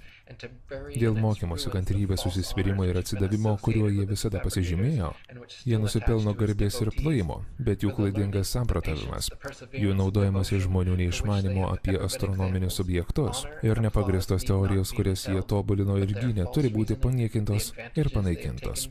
Daugiau informacijos apie mūsų plokščią žemę rasite Eric Dubay knygoje The Flat Earth Conspiracy ir apsilankykite atlanteanconspiracy.com arba ifers.boards.net. For more information about our flat earth, read The Flat Earth Conspiracy by Eric Dubay and visit atlanteanconspiracy.com and ifers.boards.net.